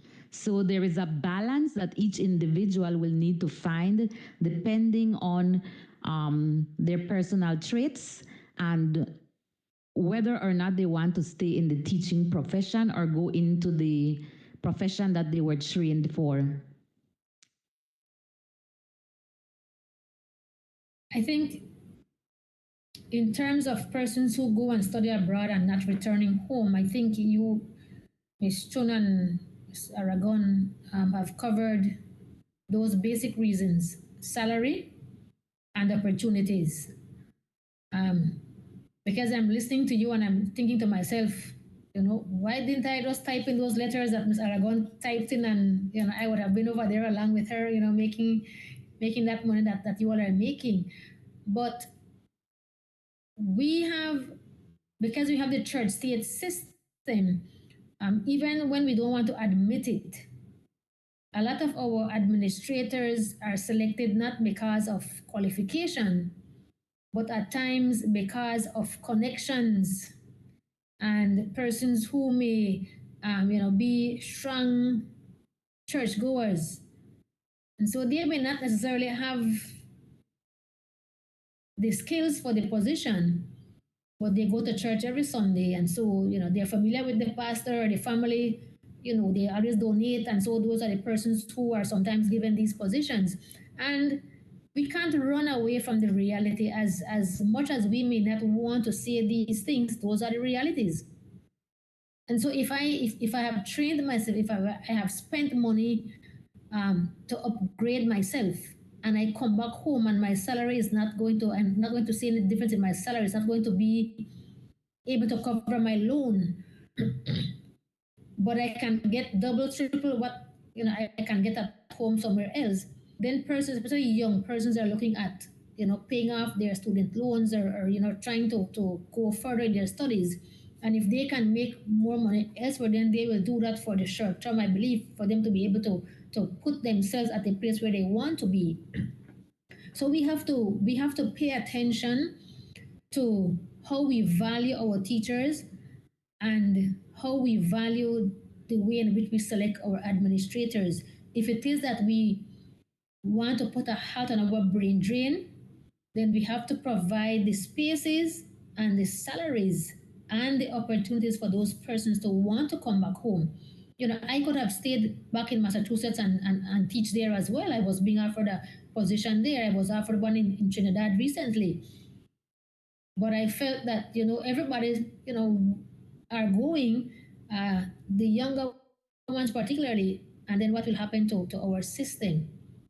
But as a country, as a ministry, as a government, we have to seriously look at those areas and see what it is that we can do to assist those teachers or those persons who go and study and to come back home and remain, want to come back home and contribute to society. Because while I stay abroad, I can be, yes, I'm saving monies. I may be thinking of contributing back home, but am I really doing that in a way that is being impactful, or as impactful as it would be if I were home? So we have to look at those things as well. And I just wanted to add earlier to what Mr. Aragon had said, that persons who don't have a degree in education, you can also be a teacher. You can get a license to teach, a professional license to teach.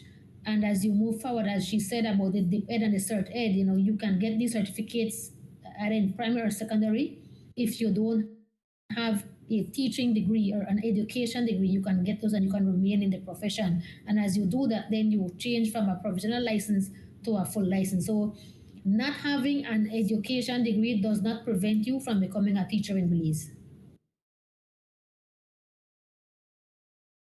Okay, thank you very much. I believe we have about 5 minutes left for this segment, and we have quite a few questions from our audience. So if we're not able to answer all of them, we will answer them through the Belize Taiwan Association page after. So please remember to check to have your responses there. But we have a question from our location in Kunshan University, and it says, based on the pay rate, do students here in Taiwan, do students work as many hours as they can? So we have mentioned that the pay here in Taiwan as an foreign teacher, as an English teacher, is pretty good. Now, does that mean that I can work as much as I want, or is there any regulations as to how many hours I can work, and how does that work?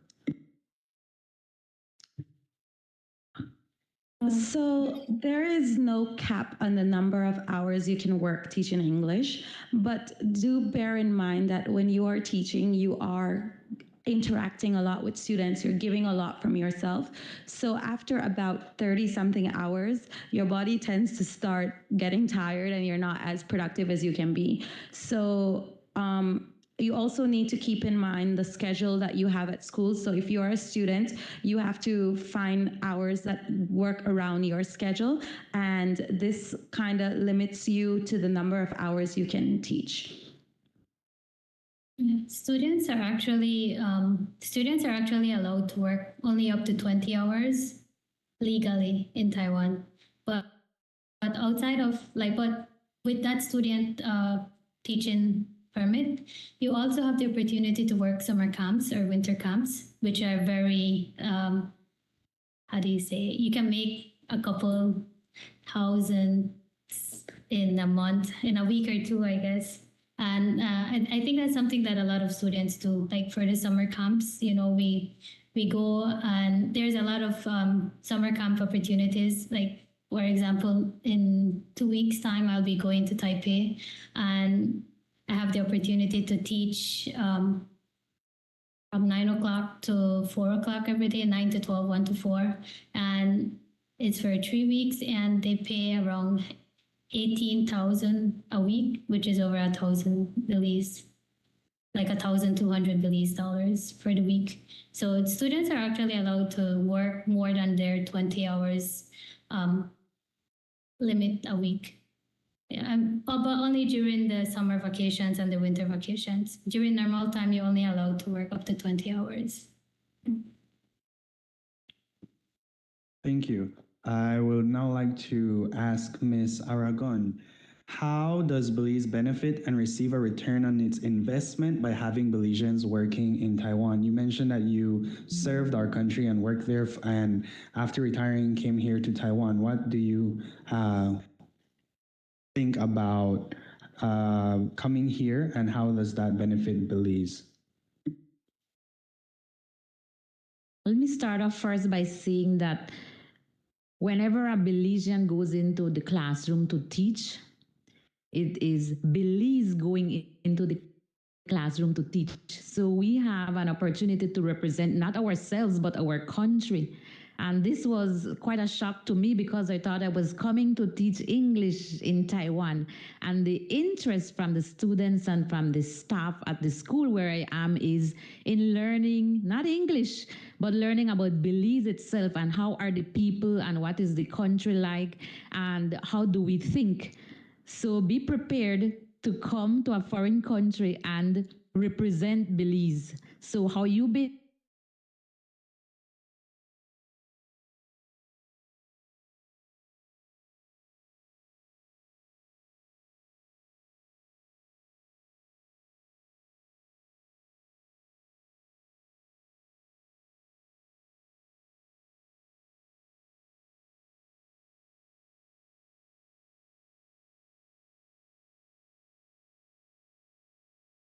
with so many different backgrounds, we can all get along together. And when you go back home, working in this environment is really very different from working in the classroom in Belize. And so the experience that you will get with working with the students here and with the co-workers here is going to benefit you when you get back to Belize and you are in the classroom working with the staff at a school in Belize City or in one of the towns. And when you are teaching, you will have picked up on different methods, hands-on techniques that you can use in the classroom that no textbook will have taught you. So it will benefit Belize to have students who have been in Taiwan, had some teaching experience, and they go back into the workforce. If you do not go back into the classroom, the teaching experience here will help you because the job you have might bring you into contact with other colleagues, and you will be able to talk about different things. So you will bring a different perspective to a conversation or to a discussion, both socially and professionally. So those are two benefits right off the top that I can see for someone going back to Belize after having taught in Taiwan. Okay, thank you very much. And for our last question to Mrs. Smith, to be a teacher in a specialized field in Belize, what are the requirements, and is there a need for an educational degree or background or some type of license? For example, if I am studying engineering and I am not well versed in education per se, how do I get into maybe becoming a teacher in that position? Do I need to also have some educational background, or how does that transition happen? Yes, thank you. You will have to have that education background. As we said earlier, you can get a provisional license at the start, and you can, teach with that non-educational background. But within a 5-year period, you must be able to complete your training in an education area. So you have a 5-year period to be able to do that. So engineering, yes, you can teach either at the university level. Maybe you may have a desire to go at the sixth form level, you can do that as well. High school as well, because I think with engineering, there are several things that you can do. You could, off my head, I'm thinking maybe math, some science areas you may be able to teach as well. So it would not necessarily have to be specifically that area of focus, but there may be other areas that you can teach with the background that you have. And so once you choose that career, then you can be able to get to your licensing, your full licensing within a 5-year period. Okay, thank you very much. And with that, we're going to end today's education segment. Thank you very much to our panelists, and a reminder to our viewers that Belize has availability for secondary, especially a shortage in science, chemistry, physics, math, and English teachers. So if you are interested, please make sure to give back to our country and develop our education system. And if you are looking to teach here in Taiwan and you would like to teach at a primary or secondary school, UB offers the CPED or DIPED certifications that you can take to be a teacher in Belize or in Taiwan. And with that, we're going to end this segment. I'd like to thank the panelists once again. Thank you very much for your time. Thank you very much, Mrs. Smith, for joining us all the way from Jamaica. And thank you, Mr. Matus, for joining from Singapore and giving us the last question. And for the viewers that we were not able to answer your questions, please remember to visit the Belize Taiwan Association page later on for your responses. And now I'll give the time to Mrs. Estefan, who will be introducing our next panel. Thank you so much, Amador. So now I have the pleasure of introducing the next panel, which is the engineering segment. The moderator for this segment is Mr. Adriel Mo. He's one of the organizers as a part of the steering committee, and he's there in Tainan with some beautiful delegates on screen. Adriel hails from Southside Belize City, but has his deep family roots in Yo Creek Village, Orange Walk. He holds a master's degree in mechanical engineering and is currently a PhD candidate for a doctorate in mechatronics engineering. He served as a South Committee member for the BTA, and he is currently the Vice President of the South. His goal in life is the full modernization of Belize. Mr. Mo, the floor is yours.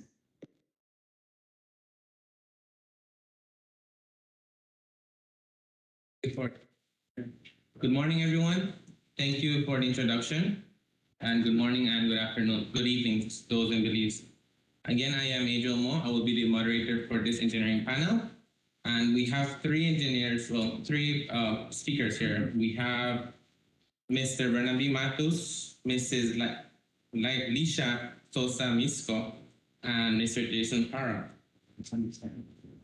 We will allow them a couple minutes for them to introduce themselves, and then we will go on to the questions segment. So let's start off with Mr. Bernabe Matus. Could you hello, everyone. Can you guys see me? Yeah. Oh, okay. Hello, everyone. My name is Bernabe Matus. I am from Belize. I have been in Taiwan for a very long time. And I have a master's degree in mechanical automation engineering from National Taipei Tech.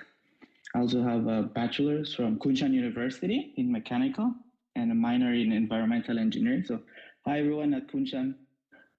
Been a while. And currently I'm a global installation engineer. So that's it for me, guys.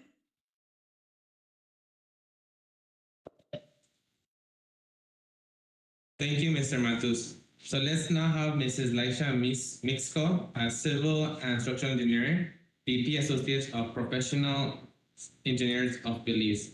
You have the floor. Okay, good morning and good night, ladies and gentlemen. It's a pleasure to be with you today at this virtual career forum to share my experience as a civil engineer. I'm Lisha Sosa Mixco, born and raised in the beautiful city of Belize. And from high school, I was fascinated with math and physics, and that propelled my career towards civil engineering. I did sixth form in Belize and continued to pursue excellence at Gonzaga University in the US after being awarded a Jesuit scholarship. And my time at Gonzaga was not only academically enriching, but also culturally transformative. Armed with that solid educational foundation, I ventured into the professional world, working for 2 years in Texas, collaborating with very talented engineers and architects who I still keep in touch with today. And though that work was satisfying, I had a thirst for personal growth and continuing my academic career. And so I pursued the ICDF scholarship, and Tainan NCKU became my next academic home for the following 2 years. And that experience was nothing short of amazing, intellectually stimulating and culturally enriching. All these experiences have not only shaped me as a civil engineer, but have also broadened my perspective on the interconnectedness of people and culture. Today, I still have an unwavering passion for engineering and a deep appreciation for the power of education. So I'm excited to engage in discussions today, share insights, and connect with you all through this forum. Thank you for that introduction, Mr. Mixco. So now we have Mr. Jason Parham, a fellow friend of mine, actually. He is a graduate from Kunshan University and then Lincoln University. So now let's have Mr. Jason Parham to introduce himself. Where's the speaker? Microphone. Okay. Can you guys hear me? All right. So my name is Jason Parham. And I'm actually from the Toledo district of Belize, representing the southern region. And I came to Taiwan on the ICDF scholarship, Kunshan University as well, mechanical engineering with a minor in electrical. And like Miss Leisha Sosa, I also went to NCKU. We're, schoolmates.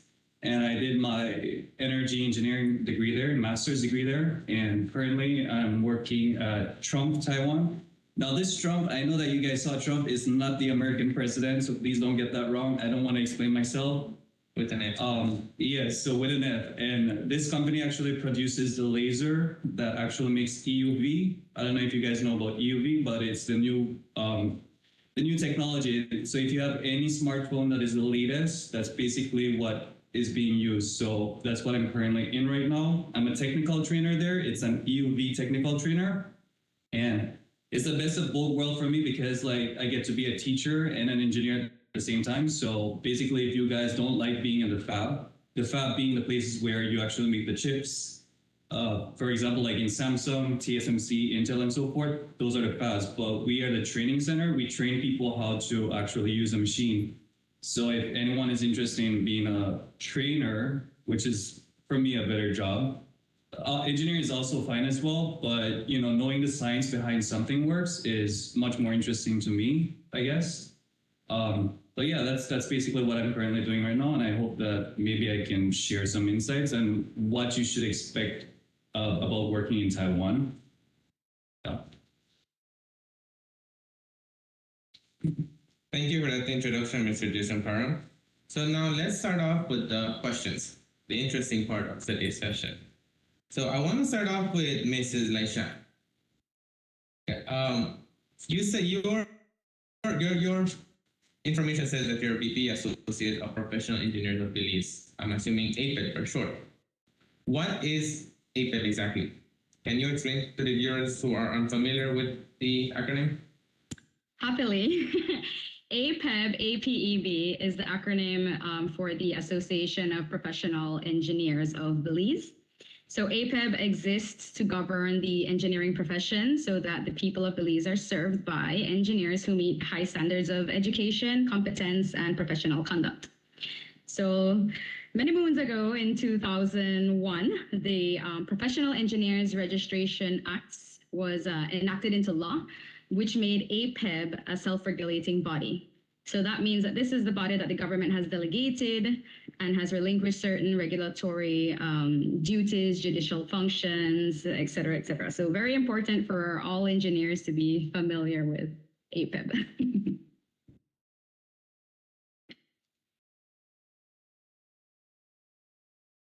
Well, thank you for that introduction. So I myself will be I'm an engineer. I have my master's degree in mechanical engineering. Well, I believe that qualifies me as an engineer, unless any specific title. Also, my friend here, Mr. Parham. So what is it? How do I get to sign in?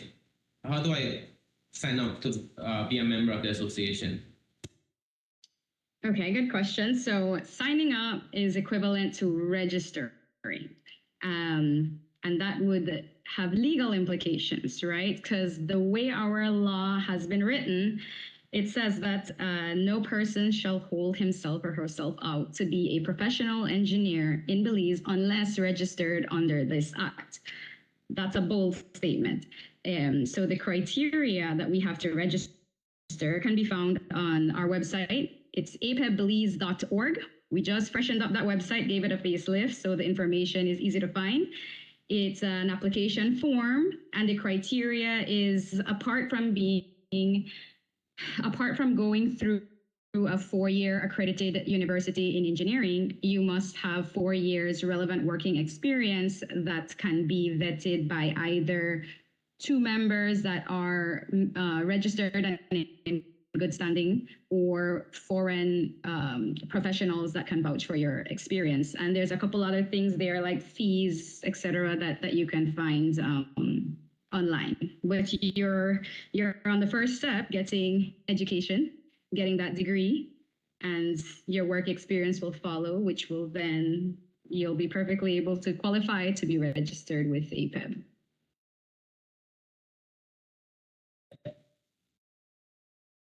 On that question on registering, if I can register without experience. If I do register with experience, if I do end up being a member, what benefits do I get with being a member of the APEB? So I'll start with professional recognition. APEB is the recognized regulatory body for professional engineers in Belize. So you gain official recognition as a qualified and competent engineer, which gives you credibility and reputation within the industry.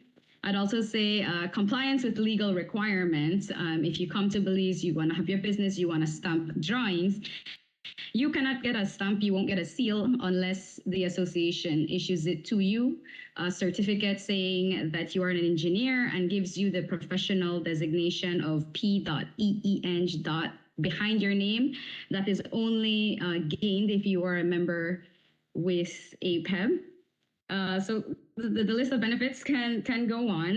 You're part of an association that promotes and upholds a code of ethics, so that demonstrates your commitment also to ethical conduct, integrity, and professionalism in your practice. Networking is a benefit. So you'll be invited to any networking events that we have, special meetings, annual general meetings. You'll be a part of the conversation for issues that are pertinent in Belize. Members also seek sometimes advocacy and representation, so that is a benefit with an association like ours. And other professional opportunities too. We try to help in putting out job listings and also jobs going out for bids. You guys, being our members, would have access to that information through our forum as well. So there are plenty of benefits. And again, I'd recommend checking out our website, apebbelize.org, to look at the full scope of things.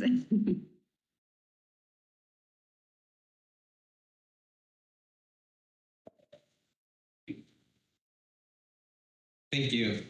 So one question that we want to ask, since we have you on the floor, which will be a follow-up question to Mr. Matus and Mr. Parham, is a question I think everybody has on their mind is salary, especially particularly those who would study outside of Belize to get a degree, or even those who are in Belize.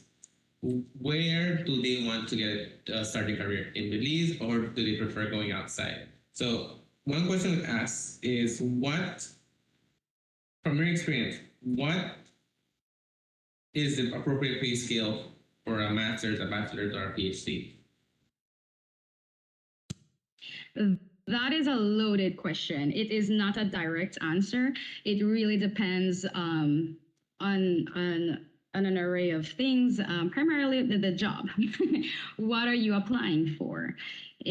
Construction industry today, post-COVID, is experiencing a boom. There is a demand. So you could negotiate accordingly. Again, that depends on the market. Is it saturated right now? Are there several persons out there that can do that job? It depends on how you can kind of negotiate that salary. So it's not so clear cut.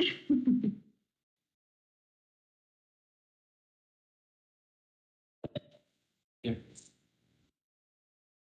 I will say though that the government does have a pay scale that they use. It's slightly confusing. I think that's intentional, but they do within their system have limits to someone with a bachelor's versus someone with a master's versus someone with a PhD, and that's in the public sector government that uses that pay scale.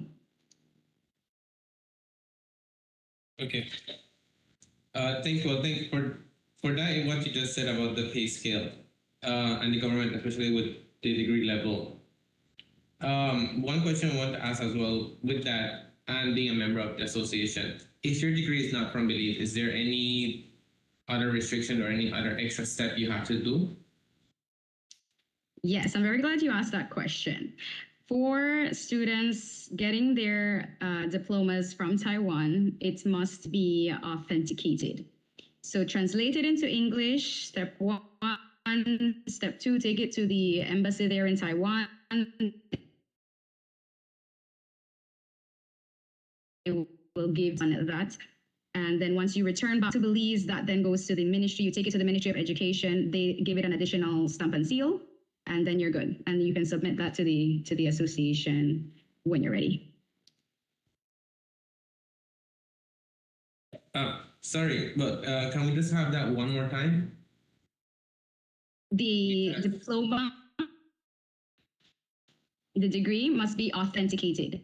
So it would first be translated into English.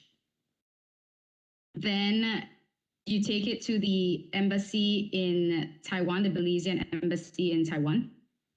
There's a process first in your own school. When that gets translated into English, there's a process. That gets then taken to the embassy. They put a seal on it. They sign off on it. And then when you come back to Belize, you take that degree to the Ministry of Education for a further step. And they also put a seal and a stamp, and I believe they sign off on it as well. Okay. Now, this question I want to ask again to Mr. Lecter. Sorry for bombarding you with these questions. No worries, that's why I'm here. Not doing one-on-one. Can you recall in your studies the ratio of men to women while you were studying engineering, and compare them to now your members in APEB? Do you see there's like a difference or a difference you did not expect to be? For example, if in school there were more men, but maybe it was just your region and then overall it balanced out, what ratio do you see there is? When I was in Gonzaga University, I think the ratio was about 30% female to male. In Taiwan, perhaps a little less. And in the association, there's 168 registered members, 14 of which are female. So if I do a quick math, that's 8%. 8% women in Belize right now, engineering, of all registered. So that could improve. Yes, that's like that's a question because, like, for example, when I did mathematics, the percentage sometimes always fluctuate. We would have like one semester have what you can count at least one female, 1 to 2 female in a class of 7. There's a small class, and sometimes it will be like 3 to 4. It does fluctuate, but most of the time some semesters is more female than males, so that's why I asked that question. Okay, so we move on to now Mr. Matus. I would like to ask, what is the work culture like in Taiwan opposed to your experience in Belize? Hi. before answering your question, adding to the salary range that you guys want, I think it depends. That's the rate. There are a lot of factors that contribute to that. The size of the company, the industry the company is in. So if you go to the 104 website, which is, I call it the LinkedIn of Taiwan, you will get a salary range. Mostly I say a bachelor's and a master's will get you a starting salary of 40,000 NTs. But that does not mean you will get 40,000 NTs. You might get less or more depending on your negotiation skills with the corresponding hiring manager. So that depends a lot on you as well, what you have to bring to the company. Okay, now to your question about the culture. Maybe. It's a fast-paced culture. You're expected to learn really fast. So please be on your best. You learn, you move. In terms of confrontation, it is very subtle. So you have to take different steps to approach the solutions to a problem. You need different steps to do that. But other than that, it's a hard-working culture. So be prepared to work, either field you are. Sometimes you do your overtime, sometimes you don't. Sometimes there's lots of work, sometimes there isn't. I think it's the same everywhere. It just depends how lucky you are with the person that you're going to work with. So that for me, that will be the work culture.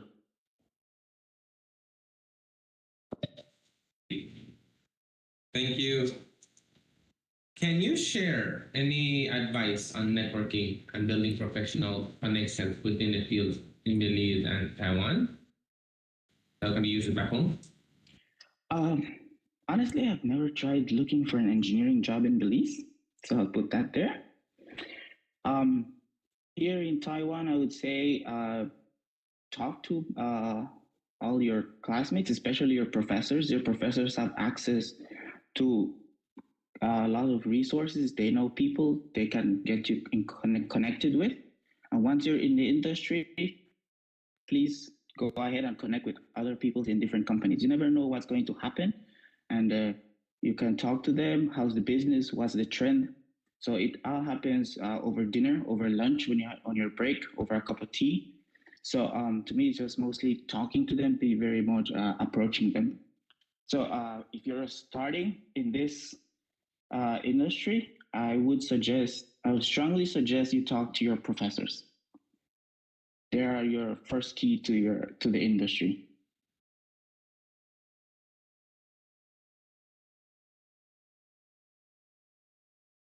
You mentioned 104, the LinkedIn of Taiwan. Can I ask, is that how you got your job?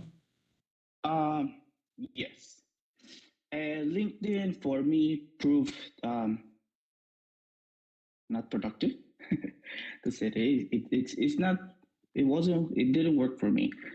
On the other hand, if you want to stay here in Taiwan, 104 is the way to go, in my opinion. That's my experience. I got many offers to be an engineer through the 104 platform. So I would recommend anyone that wants to stay here to use the 104 or apply directly to the company websites.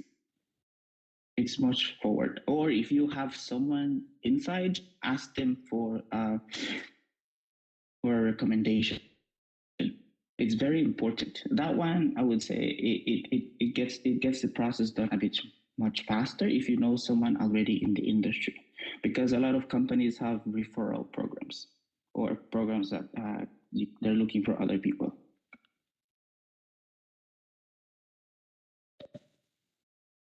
Thank you for that.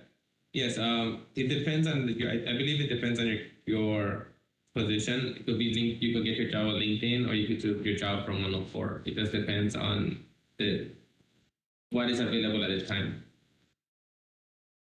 Can I ask why? It will be like a personal question, but for our audience, why did you choose your career path? If I may ask, was it passion, position, experience, or wealth? And when I mention wealth, you can say, Either emotional wealth, it satisfies you, or financial wealth. Oh, okay. I'll say yes to all of that. Let's start. Why did I choose mechanical engineering? I think it chose me. I didn't choose it actually.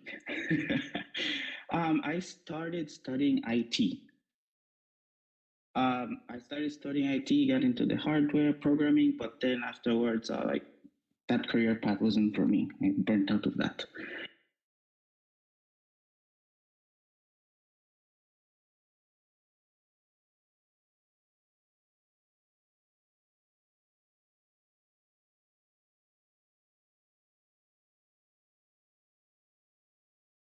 Now we're curious to know a question from the live audience, and maybe Mr. Parham can answer this. What is the day-to-day activities that you do in your role? What is it like? Do you go to a certain site every day? Do you have to put on your equipment? What is it like? Working in the semiconductor industry, I think Bernie also has a similar experience, but from my experience is as a trainer, you get to have the experience of an engineer in the fab. Actually, I did, well, I think Bernie also did as well, went into the fab as well. You have to actually follow a bunch of procedures. So do you guys remember the days that you actually had to do procedures, or you do an experiment and you have to follow procedures? It's the same thing. So don't think that your teacher was just forcing you to follow a procedure and you're there writing it past. And it's like, no, you literally have to, and these procedures are like pages and pages. And so as a trainer, I have to ensure that my trainees, they do this procedure and know how to put on the gown. And you have to follow safety rules. And it's very, a little bit stressful in the end, but safety is a priority there. So even though, yes, you have a lot of procedures, I would still recommend that, you know, you put some effort into it, because it's not only your safety, but safety for others. Yeah, I think that's about that. It really takes a lot, you know, procedures. Just follow your procedures and you'll be safe. Because like, if you do something other than the procedure, then you're going to be in trouble. And then you have to try to like lobby yourself or get yourself out of that situation because you did not follow procedures. So the main thing about this industry entirely is just follow your procedures, and you should be safe in all aspects, actually. So if you're finding a hard time following procedures in your high school and your physics class and your chemistry, you're going to have a much more difficult time in this industry, primarily the semiconductor. And I think other industries also have the same kind of procedure that they need to follow. But when it comes to semiconductor, it will protect you from not only financial stress, but like emotional, everything as well, as long as you follow it properly.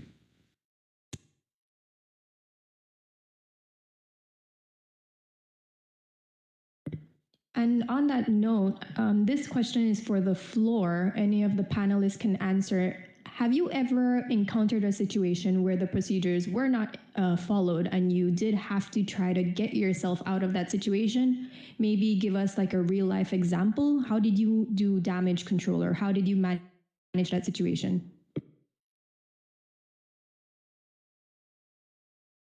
Hi, hello. I'm back. Can you guys hear me? Yeah. Okay. In terms of damage control, companies such as the one I work at have strict procedures as to what to do. So what you need to do is stick to the procedure. Do not deviate from the procedure that has been given to you, because that adds an extra layer of problems to you and the company and everyone involved within that accident that happened, or the issue that's unfolding. So stick to the procedure. Do not deviate from the procedure. It is very important. So stick to that one. One more thing also, it's very important that you remember the semiconductor industry is a very dangerous industry. So those procedures are set there to protect you, especially from any injury. So at the end of the day, what you want to do is go back home safely to your family or your friends. So stick to the procedure. So just to reiterate on what Bernie had said, stick to the procedure, do not deviate. He's 100% correct when it comes to the semiconductor industry. Now, not only will it cause harm to you, but also to the machine. There were some instances where it was being cross-trained to become a trainer. And I did observe some people doing something other than the procedure, and they actually caused a lot of damage to the machine itself.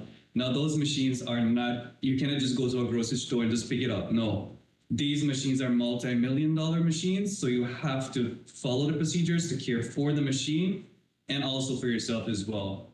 Okay, so again, as I said, with the new technology being the EUV, it is getting more dynamic and complex and more expensive, and you have to take extra care for the machine as well as yourself.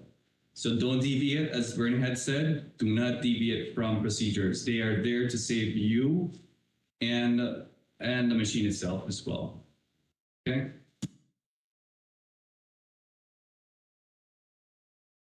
Thank you for those great answers. So we will try to stick to procedure and move on again to the live questions. So one of the live questions that we have for Mrs. Lisha Sosa Misco is if you can share a bit of what's the situation on the job market for engineering in Belize? Which engineering field is most needed?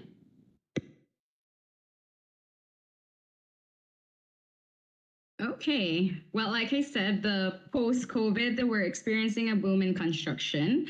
I actually have a couple projects here to share that are ongoing. A lot of roads, a lot of highways that's upcoming and ongoing. So ongoing, we got the Caracal Road, the Sartaneja Road, the Hullover Bridge is being done, and a lot of resorts and condos going up on the islands and the mainland.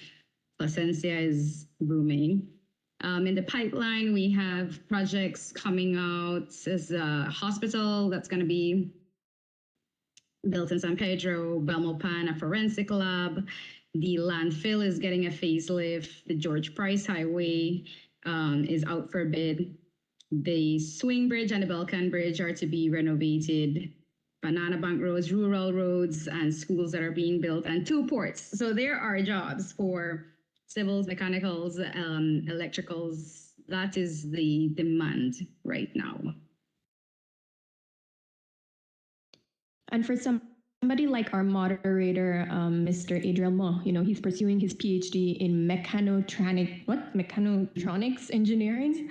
Do you think that there is somewhere in Belize where his expertise can be integrated?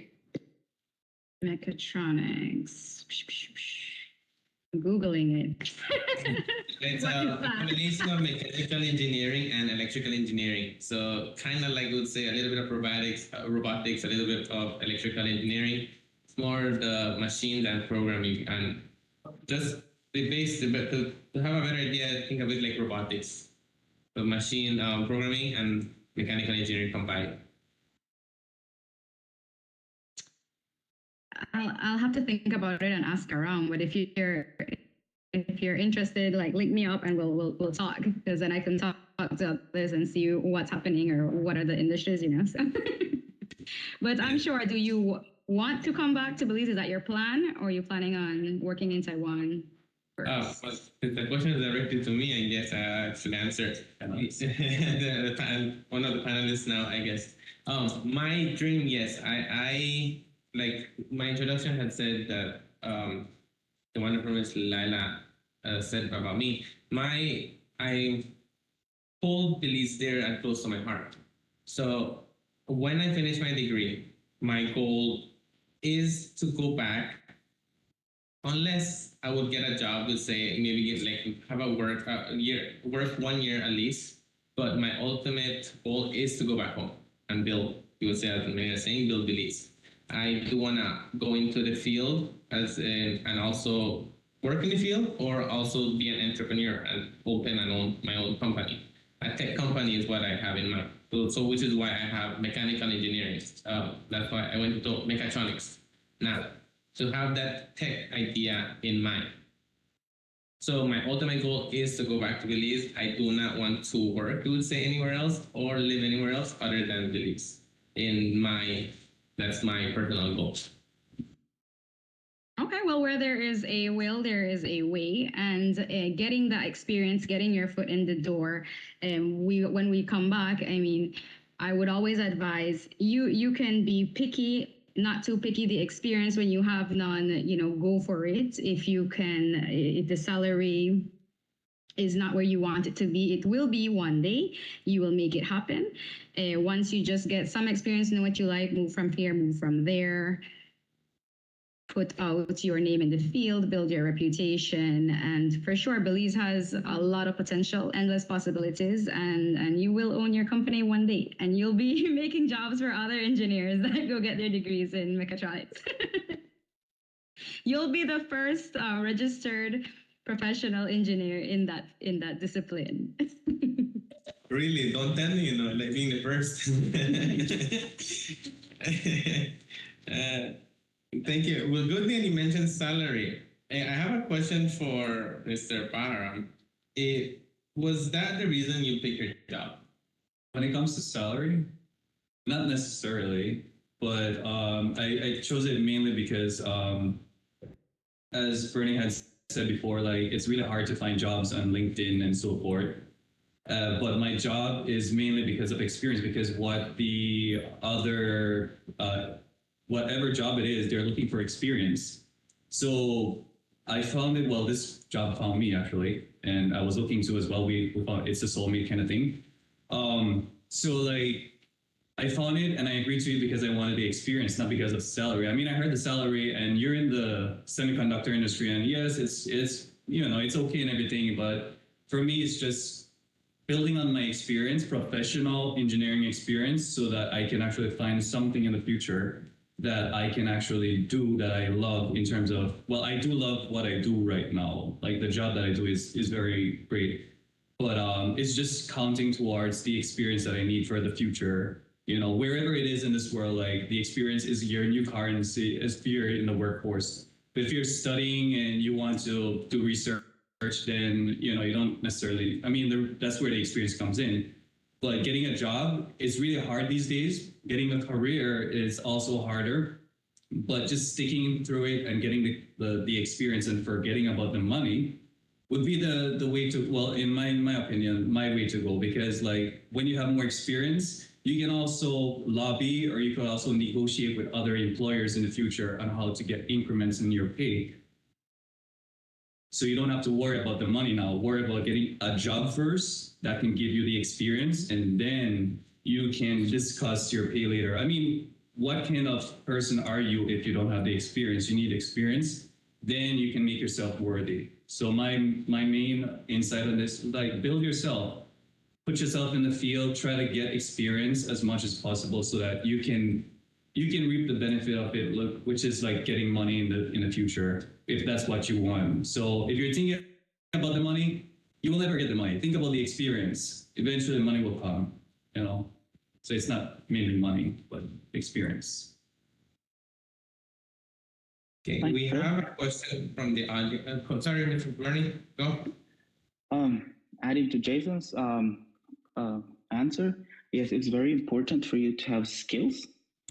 And if getting a job is the way to get your skills, but also in the university, try to hone some of the skills at the university level. Get involved into the lab projects or anything that's out there. Building 3D printers, knowing how to operate a CNC. Those things give you skills that are considered hard skills.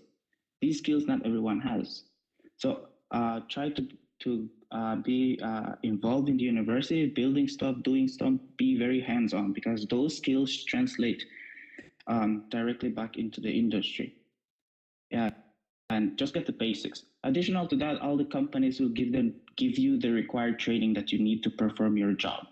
So I would say don't worry too much, but also gain the basic skills that you need. Adding to Jason's, these things that you do at these companies are not things that you will have readily access to. So you cannot go to 7-Eleven and purchase one of those machines, right? So those are specialized trainings you get from the company. So those skills come along with their job as well. So get your skills. Also, Adding to the first question before I got cut off, why did I choose mechanical engineering? Well, it's because it's a field that it's very diverse. You can go anywhere with the mechanical engineering field. And there's one thing that actually two professors actually told me, and I always hold them to that, is try to color your resume. Don't just do one thing, because you never know when that one thing will be replaced by something automated. And then you'll have to learn another skill, which at that point might be too late, or you don't have the finances to carry it out. So I would say try to diversify yourself. It's very important. Diversify yourself. One day you're here, one day you're there. Try to learn different skills in different fields. It will benefit you a lot.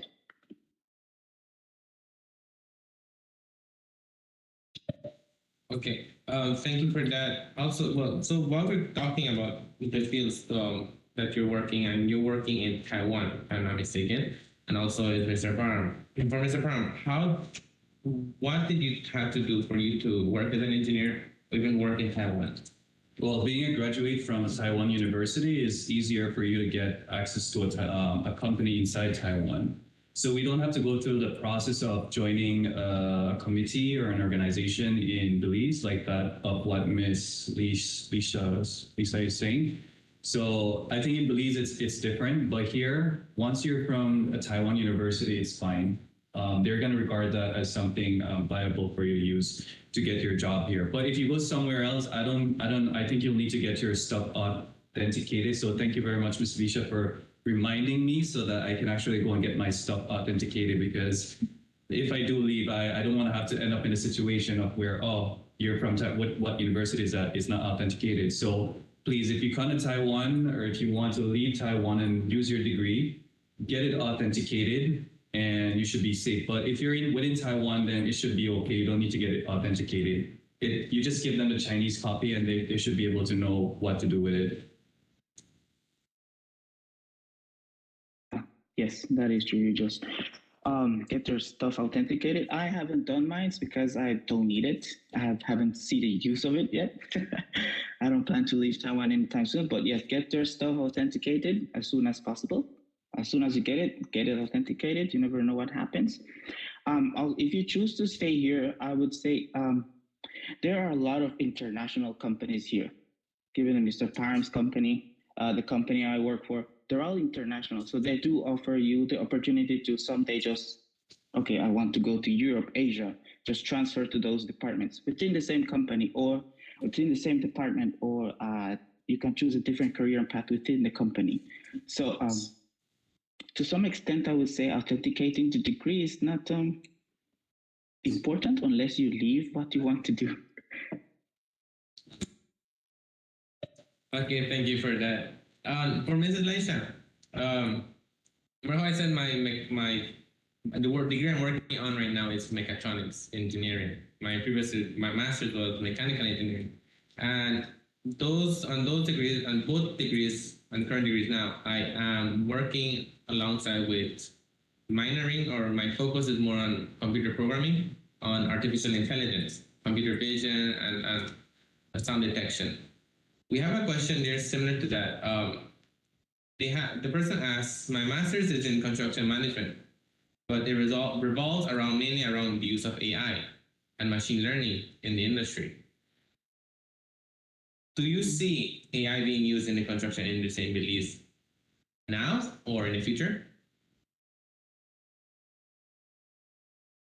There's always possibilities in the future, but the construction industry globally is so slow to adapt to tech. A lot of industries have been revolutionized by the use of technology and adoption of, and the construction industry just continues to be one of those industries that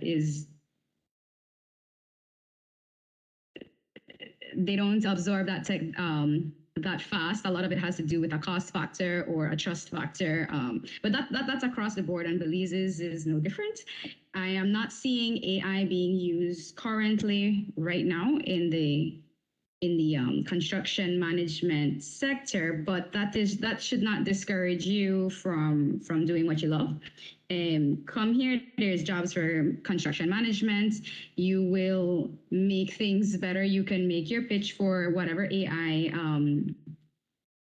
what are we doing with AI? Quality control, machine testing, et cetera, et cetera. If there is a need for that and that is proposed to whomever, whichever company, and is invested on, or you can then do that for multiple construction sites. I mean, there is possibility. I'm not seeing it now, but there's lots of stuff that I touched on in my career that I don't see being used here. It doesn't deter or discourage. It's an edge, and you have that knowledge, and you in your career you just continue to learn and grow and implement slowly. If if you could implement a lot in a short, great. If you have that support and you're not getting to push it back, fantastic. But to answer the question, not yet, but I'll never say never. And there is room, and don't let that deter. Yes, thank you. Because on my degree, like I said, I'm planning to go back home, and my focus is to go back home and use AI applications where they should be used at this present time. Later, it should have been used before. Thank you for that. A question for Mr. Parham. To get for when I came here, I need an ARC. That only allows me also with a work permit. When I apply for a work permit, they can only work at certain hours, 20 hours a week, if I'm not mistaken. For you, there's a special certificate you need, correct? Well, not or a card, ID card. Basically, it's the same work. Well, you apply for a work permit, and you just need to give your information into the HR, and they should be able to fix up a work permit for you. And that work permit will be determined by how long your contract is. So if you sign for 1 year, then you're going to give you an ARC work with the work permit on it for like 1 year. So basically, if they ask you for a document or anything, you give it to them, and they should be able to take on the process after. Even for English teaching as well, I think it's the same thing as they should be able, the employer should be able to help you to get your work permit within Taiwan. Because I did work as an English teacher for like 1 year, full employment, and they did help me to get my work permit here. So if there's anyone from Belize who wants to come and teach English here, which I don't recommend long term if you're an engineer, you can get a work permit from your employer. You just need to have good networking and make sure they trust you and everything. And it should be an easy process for you. But just give them your information and then do some online research or whatever you need to do, and it should be fine. But a certificate, not necessarily, but they should be able to get you your work permit with no problem. Okay. And that's if you are already here, though? For me, since I'm here already, it is easier. But if you're in Belize, I think the process is the same, but you still need to have a good connection or good communication with the company here. I mean, they're open. You just send some emails or get connection with someone who is here already, and they should be able to make bridge the gap for you then. Thank you. I believe we have a question from our North region.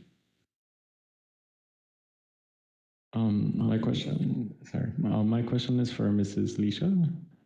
I hope I get your name right. And it's just to ask about if you know anything about opportunities for environmental engineers, because I would assume with those projects coming up that they also need environmental engineers. With yesterday's panel, I kind of learned that a lot of emerging opportunities are coming up that I didn't know about. So it would be good if you have any input as well. Yes, environmental is in demand right now. We have signed on to different bonds, green bond, blue bonds, etc., where we're now getting green credit points. And I don't have the verbiage totally correct there, but a lot of these big mega public projects do require environmental health and safety, environmental specialists, social specialists. And so now there are these positions created. Before, we weren't seeing that like 5 years ago. Now we're seeing it almost on every project. So there is room for NVI engineers specifically, and with a specification or a specialization in that, you do have an edge over maybe a first degree civil. So that's exciting. That's good for you. I have a question for Ms. Lisha. Yes. You talked about all of these projects. Are these projects contract based? How is it going to affect me in terms of job security? Like, do I have to be searching constantly for there's another project happening. There's another project happening here. How does that affect my Well, if you are an independent consultant, then you are chasing after these jobs. So when the market is hot, you're, getting up those projects and having them on reserve as well for when things are not so hot. If you are employed with a firm, they're doing the grabbing. They have their marketing persons, procurement officers getting those jobs. You're just working as an employee for that firm. So you are secure. Unless something like COVID happens and it's like drastically changes the way the construction industry is, and then there are layoffs. But generally secure. If you're working for the government, a lot of their employees, that is then employee style, and they do generate a lot of these projects. A lot of these projects are coming. Big ones are coming from the government, and there always are projects. Sometimes they're busier than other eras. Right now is very busy. But you're typically secure as an employee in the government. You sign, I'm not sure how long their terms are, 2, 5, 10. It's not too easy to fire someone if you're working for the government. Private, you're also signing contracts for 2, 5, 10 years or indefinite employee. So it depends there on your employee status. Eventually if you do become the owner, consultant, whatnot, then you are bidding for these jobs like all the others. Also, I saw that most of the jobs you talked about are in the area of construction. Mm-hmm. Right? How saturated is that market with engineers? Because I saw your page and I was like 68, 80 members are all civil engineers. So how readily can I obtain a job if there are a lot of engineers in that field? Well, there's a lot of work right now. Yeah, I guess there is a lot of work, but one there can't do many jobs at the same time. Yes. Some of those persons on the list actually are abroad too, but they want to keep their Belizean designation for when they get interested. Like say there's a couple engineers, they're foreign or they're Belizeans living abroad. They have their business abroad, but sometimes they do team up with other locals, and so then they need this designation. So they're registered, and that list looks a little longer. Not all those people are in country, but even though majority of the registered members are civil, there is still room for civils. Yeah, we keep registering more and more recently, actually. So I've seen the trend for the last 5 years, going back 2018, 8 persons registered, 8, then we had 20, and last year 24. So there are civils in country and there are still jobs. And there is a larger than usual boom right now. Okay, thank you. Thank you for the information, guys. It was well received. So sadly, I believe we've come out to the end of today's panel and the engineering panel. So we will be moving on to a short coffee break. But thank you again. We have Mr. Barnaby Matus, Mrs. Lisha Mixco, and Mr. Jason Parham.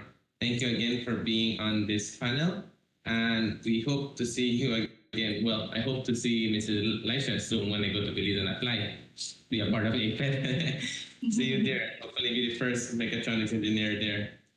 And okay, so we'll see you there. And thank you guys once again.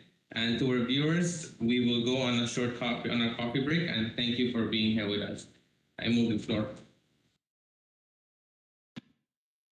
We'll be having an 8-minute short break. For those of you who are with us in person, we invite you to go over to the coffee area where you can enjoy some light Belizean, delicious Belizean-made refreshments. And if you are at home, please join us back at 8:50 p.m. and for those of you in Taiwan at 10:50 a.m., where we will be moving on to the business segment.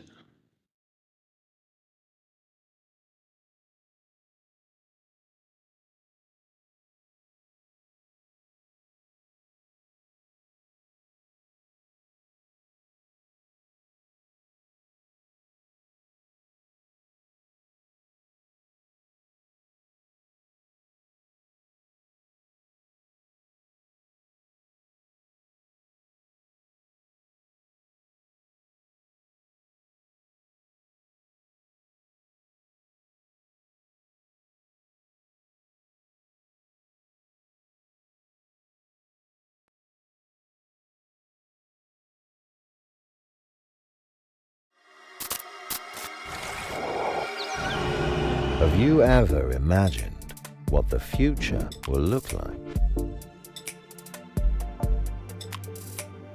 We can do more than just look up at the universe.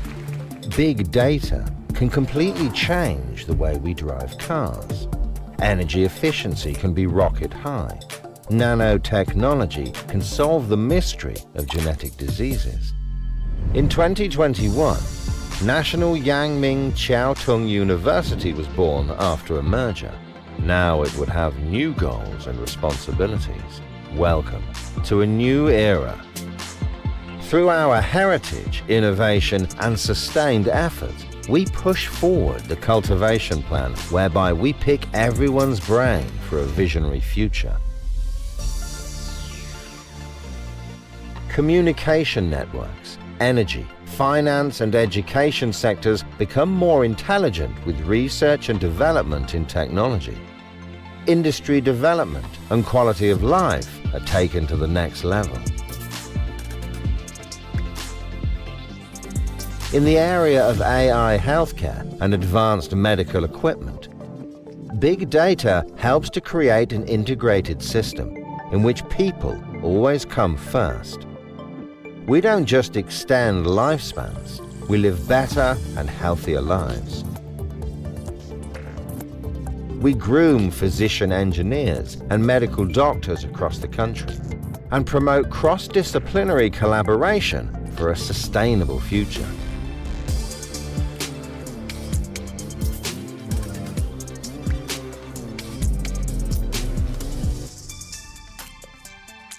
While focusing on medical and scientific progress, we also care for human values.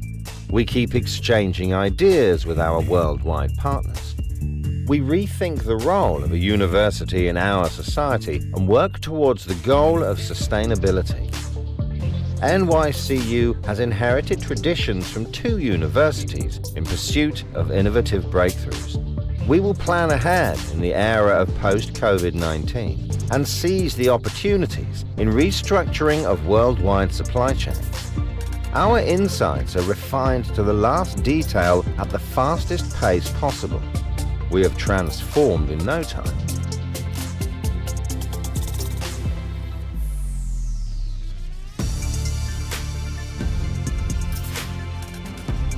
Where is the future? The future is here. For infinity and beyond.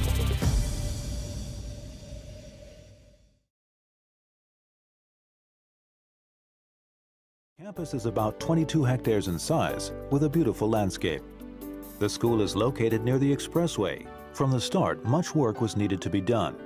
KSU founder Mr. Jung-He Lee, board and presidents, established an Institute of Technology, which became a Technical Institute of Technology and Commerce.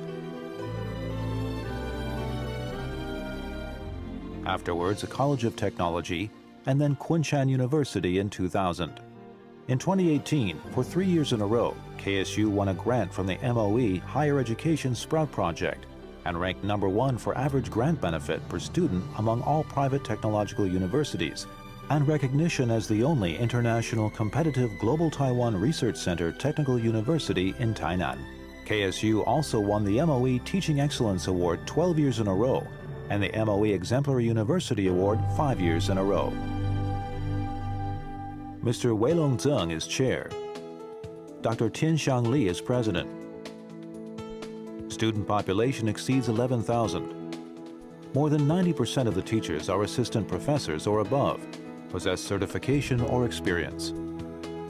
Based on the motto of determination, perseverance, honesty, and simplicity, we provide a friendly IT environment that fosters a global perspective. Regional development makes our school one of the top universities of technology. Career planning, quality teaching, and research are carried out simultaneously. KSU's advanced educational training in technical and vocational education consists of the colleges of engineering, business and management, creative media, College of Applied Human Ecology, and the International College. There are 21 departments, 2 degree programs, and 15 graduate schools. Attention is put on green technology, cultural and creative industries, smart living, and precision machinery. The College of Engineering's objective is to become the cradle of Taiwan's outstanding engineering talent that upgrades technology and transitions outstanding talent to industry. Integrating mechatronics control systems, AI, 5G, intelligent automation, and green materials are the main focus while promoting green technologies and sustainable development. The College of Engineering was awarded a first-class rating by the MOE and an IEET certification.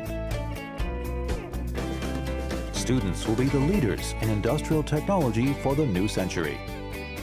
The College of Engineering consists of the high-precision, high-level automation designing Department of Mechanical Engineering and Graduate School and PhD program of Mechanical and Energy Engineering.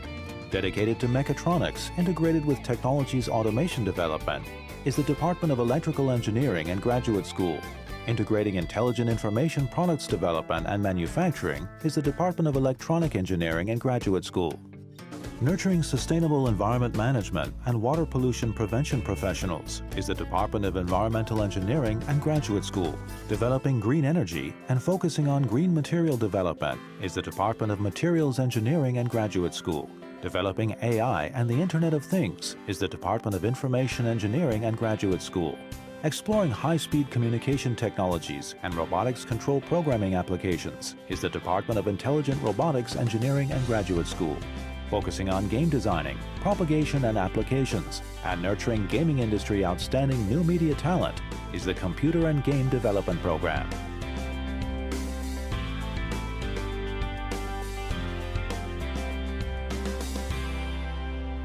The school spares no effort in keeping up with globalization by developing international cooperation and has signed up over 300 sister schools from all over Asia, the Americas, Europe, New Zealand, and Australia. The International College was established to offer the International Degree Program, the Foreign Language Center, and also the Chinese Language Center, which offers a diverse Mandarin Chinese curriculum. Move on to our business segment, and I will pass over to Ms. Lila Stefan, who will be introducing our moderator.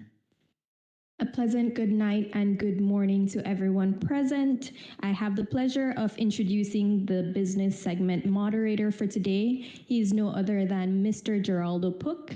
He is originally from San Jose Socots in Cayo and is a registered nurse who worked at the KHMH in Belize City.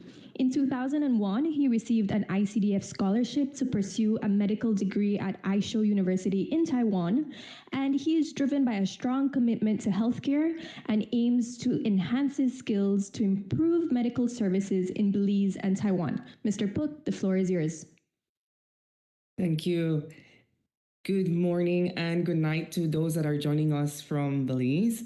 and welcome to the third segment for today at our Belize Taiwan Career Forum. It's a pleasure to be accompanied by our two distinguished guests that are present now, streaming all the way from Belize. Thank you for taking your time and being with us today. As Lila said, I'm currently a student. I'm an ICDF scholar here. Okay. And today we have prepared a group of we have created we have with us a group of panelists with diverse backgrounds, skill sets, and expertise, who all of them have their unique roles. And today specifically, we want you to play the roles of mentor. Okay, so let's keep that in mind. I would like to remind everyone that is either logged in via our social media or physically at our sites that there will be a question and answer segment. So take your notes and you can post your questions and we'll gladly answer them by our panelists. So, in today's competitive business world, young professionals will go on to face many challenges. They can, however, develop a strong work ethic by building networks. Today, we are proud to present to you our business team to kickstart your network. The ambition to do good in the world is a motivation for every Rotarian around the world. Our first panelist is an entrepreneur and without any doubt, one of action that is on her journey to create hope in the world with her innovation and the right amount of dare. Let us welcome Ms. Catherine Main. Hello. Good evening, good morning, good day from Belize. Very happy to be here. Should I go ahead and do my presentation now? A short introduction of yourself will be very nice, Ms. Main. Okay, wonderful. So I have some slides, so I believe I should be able to pull those up. So let's do that very quickly.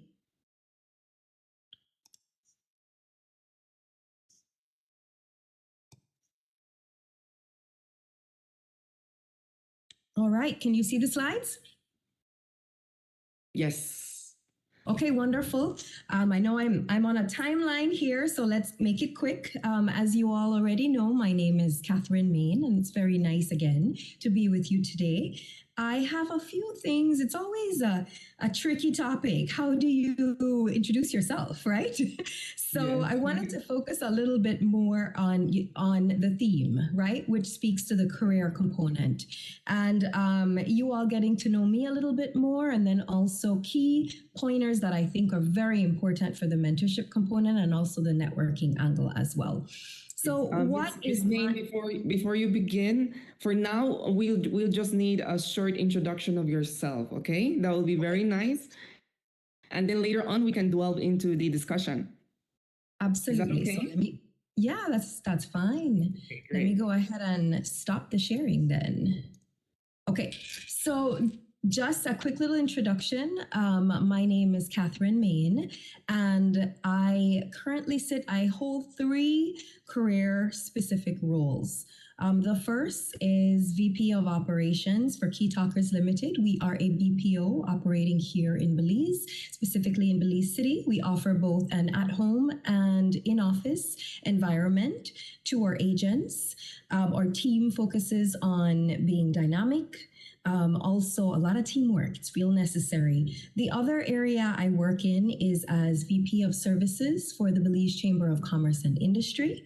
And the third one, as Gerald had mentioned, is Rotary. So this year, and our Rotary year runs from the 1st of July to the 30th of June every year. So I'm a new president for the Rotary Club of Belize. We are the oldest club in the country. We were established in 1957.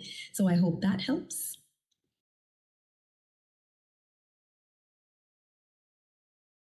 Okay, thank you, Ms. Main. Thank you for your introduction. It's very good to understand and know the backgrounds of our panelists, because that way our audience can be able to ask questions, especially know who to ask the questions. So thank you so much, Ms. Main, and thank you for joining us. Now, we know that volunteering in Belize is something that is only known when you are in high school or it's a requirement for you, right? However, we have to admit that volunteering in Belize is actually very much alive. It is healthy and it's ever growing. It doesn't just happen. For it to happen, we actually need leaders that are creative, committed, and passionate. Our second panelist today is paving his mark as an impressive trade economist at our Jewel Belize. Let's welcome Mr. Beresford Codd. Hi, good afternoon. Good afternoon, I think it is, rather. Good night from Belize. Good night to everybody listening. Just a quick 2 cents about me. I'm Beresford Codd, 31 years old. I've been with the government of Belize for 9 years now. Served in 3 different positions in the ministry. So I've done work. I'm working on the Taiwan trade agreement right now, working on WTO matters. I've done CARICOM. I've done a little bit of everything. On the side, like Miss Mean, I wear several hats. I founded BK Sports Group, which is an organization started by my brother and I to connect student athletes to college opportunities in the US. We've raised over $2 million in the last 5 years.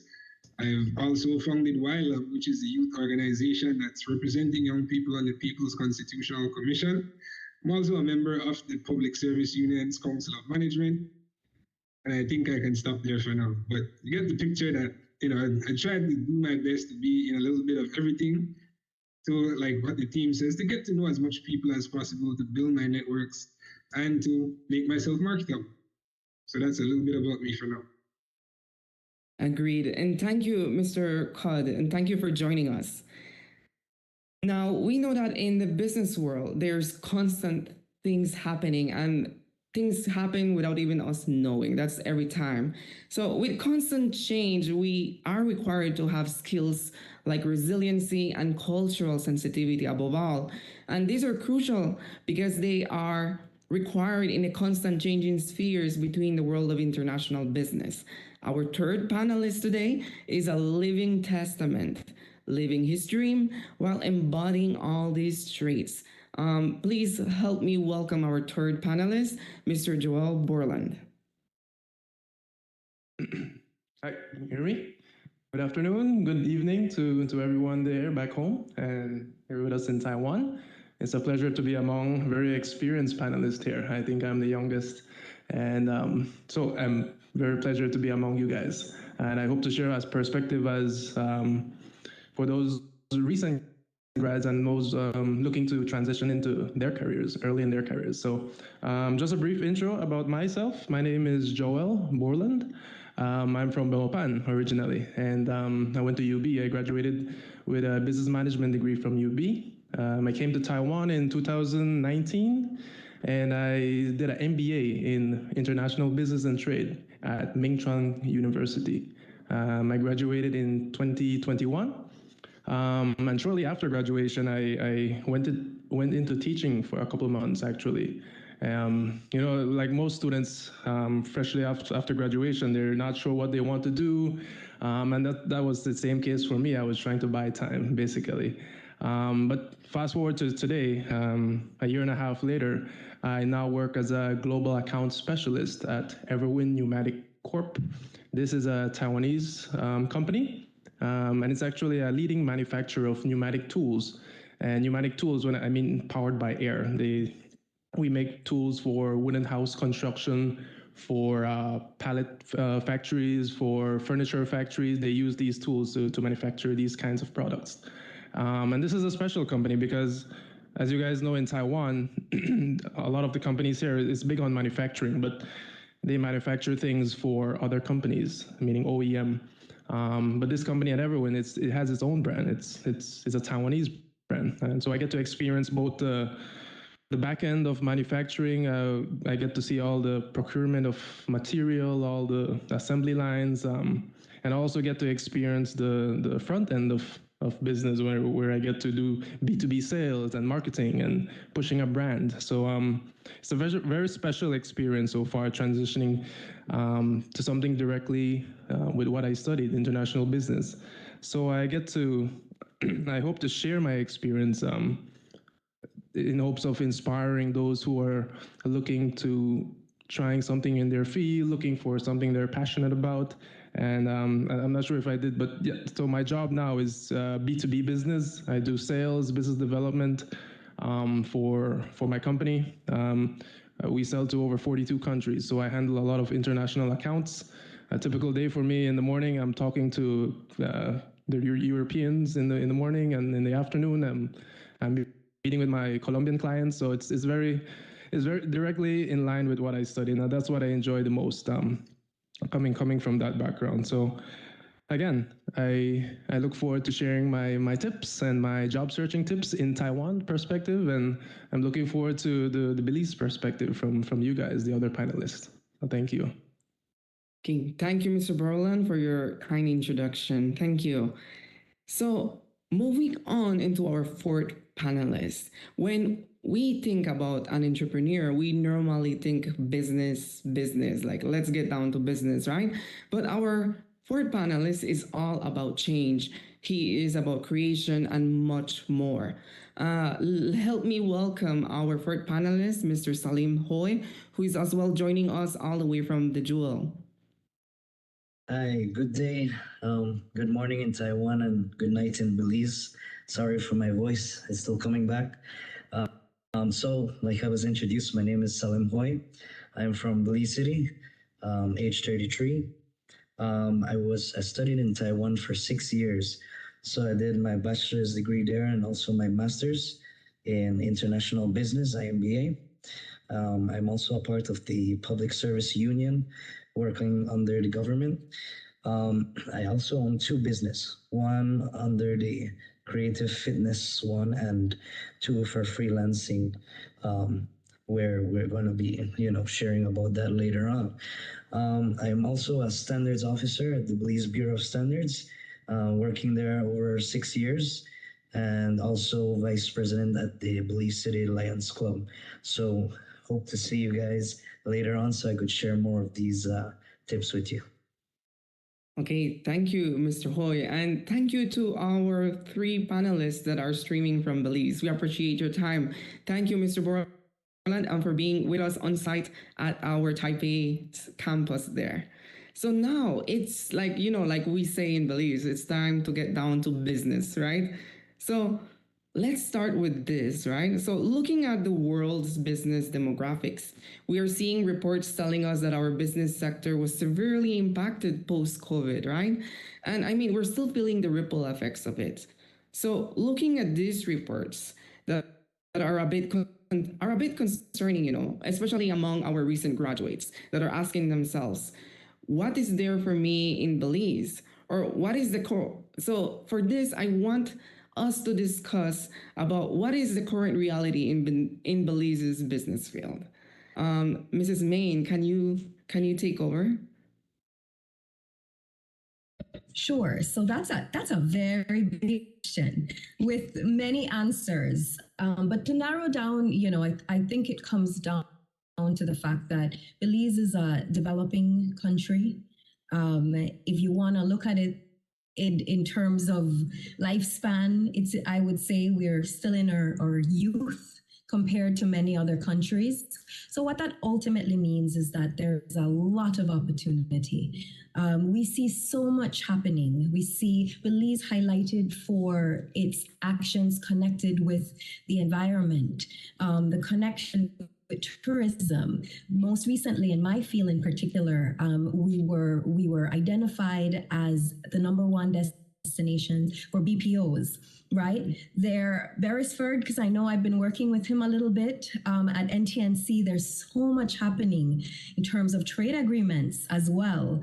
So we are really at a pivotal stage where we need people with an ambition and interest in seeing Belize excel. Looking at the macro angles, I'm always fond of economics. That was one of my majors for my bachelor's, and that I think is a way of answering it from a more wider perspective, giving the rest of our moderators today an opportunity to also give their feedback. There's so much potential and there's so much need, and skilled labor and academic and persons who have exposure from countries like Taiwan as well. My experience, I studied there. I did an IMBA at National Chenchi as well, and that experience coming back and applying that here. There's so much that we can do. It's incredible if you want to look at it like that, right? And always remember that there's two angles to this. As they famously say, you can choose to be a small fish in a big pond, or you can be a big fish in a smaller pond. That's important to consider as well. Yes, thank you so much, Miss Main. Apologies earlier. Does anyone else in our panel want to take this on, please? Let me hop in there, Gerald, just to follow up on what Ms. Main mentioned. There's tons of opportunities in Belize. I mean, everything is. She said Belize is still in its youth stage. I'd say Belize is still a toddler in the lifespan of what a country is actually like. Because I mean, if you think about where the Americans were 40 years after independence, they were still fighting with the British for territory. And so the entire US wasn't even formed as yet, as we know it today. So we have a long way to go. So literally, you pick the field, whether it's light manufacturing, services, tourism has been booming over the last year and a half. BPOs, as Ms. Main mentioned, has been booming. Agriculture has hit a bit of a struggle recently because, of course, we need to figure out how we're going to handle a lot of these biological pests that have been impacting bananas, that have been impacting citrus. So there are opportunities as well for people in the science field to get in and get a foothold in the business world. People who have a sound handle of SPS, which is sanitary and phytosanitary measures, and how you treat for certain pests in our agricultural space are in huge demand. People who are computer savvy, tech savvy to take the BPO sector to the next level of knowledge process outsourcing will be in huge demand. Computer programmers, coders. I mean, we saw what happened with BL, unfortunately, this week with the hacking of some confidential information from their system. So people who are involved in data security, huge demand. So like you can literally go down the line and pick a field and there's opportunity. What I've learned as a young public officer, as a young professional, is you really have to separate yourself by pushing for excellence. You cannot simply try to fit in and blend in at the back of the rooms. I have always been characterized as somebody who might be a bit too bold for my age, but I'm never afraid to take center stage, to really stand out from the crowd. That, you know, all of us have gone to university, all of us have learned, we've read the same books, so we can apply. So applying ourselves will get us ahead in any field. So it's not for me simply to say, and to wrap up here, there's opportunities in literally every field in Belize. It's just how you can come now and pool resources with your colleagues, with people who are interested in raising capital, because that's the tricky part. And Ms. Main will be able to explain a bit more about that. Raising capital is what we still struggle a bit with, but literally, if you name the field, there are opportunities. Mm-hmm. And Mr. Hoy, what is your take on it from that entrepreneur side? Just to add on to it, as my colleague Barris has laid all the ideas out, I always tell anyone that I meet in Belize, you can be a pioneer for anything. Like whatever creative ideas you come up with, as long as you are able to put up a good business plan, set it up, think it out right. Of course, Belize has a challenging population, and that's what makes it exciting, because it challenges you in your field of knowledge of what you've studied and how you're going to bring that to them, right? So you can be a pioneer in anything. You just have to have that patience, sit down, work on it. Whatever you plan, I could tell you, is going to change when you're actually putting it in action. And it's not to make you feel bad that what you've planned before is bad. It just means that you're once you've placed it, it's like saying, stop polishing the shoes, put it out there, and you'll be able to get the right way of where you want to go, right? Yeah, speaking like a true entrepreneur, I like that. And Mr. Berland, can you kind of give us some insight on the international perspective, please? Absolutely, and I'm happy to hear all these opportunities in Belize. It makes me want to go home even more. But yeah, I can give a perspective here in Taiwan. From my experience looking for jobs here, there are endless opportunities. Also, there's many businesses here in Taiwan. It's a manufacturing company. They export a lot, so they're always looking for foreigners strong in some language, in English or Spanish or some European language, to help them to expand into new markets. They're looking for people with sales savvy skills to help them grow these markets outside. So anything that has to do with connecting Taiwan to the outside world, there's a lot of opportunities when it comes to that. And as for business specifically, from what I've seen, there's a lot in marketing. If you love marketing, there's a lot in sales, a lot in finance, anything that, again, connects Taiwan to the outside world. There's a lot you can do, any industry, and there's a lot of industries here. Okay, thank you for that insightful information. I know we talk about the opportunities and they're endless, right? But what if I'm a recent graduate, but I realize that my degree is just a degree for say, right? It maybe didn't prepare me for something in practice to be able to apply into the correct fields. So what can I as a student do to correctly tap into that specific area that I want to get into?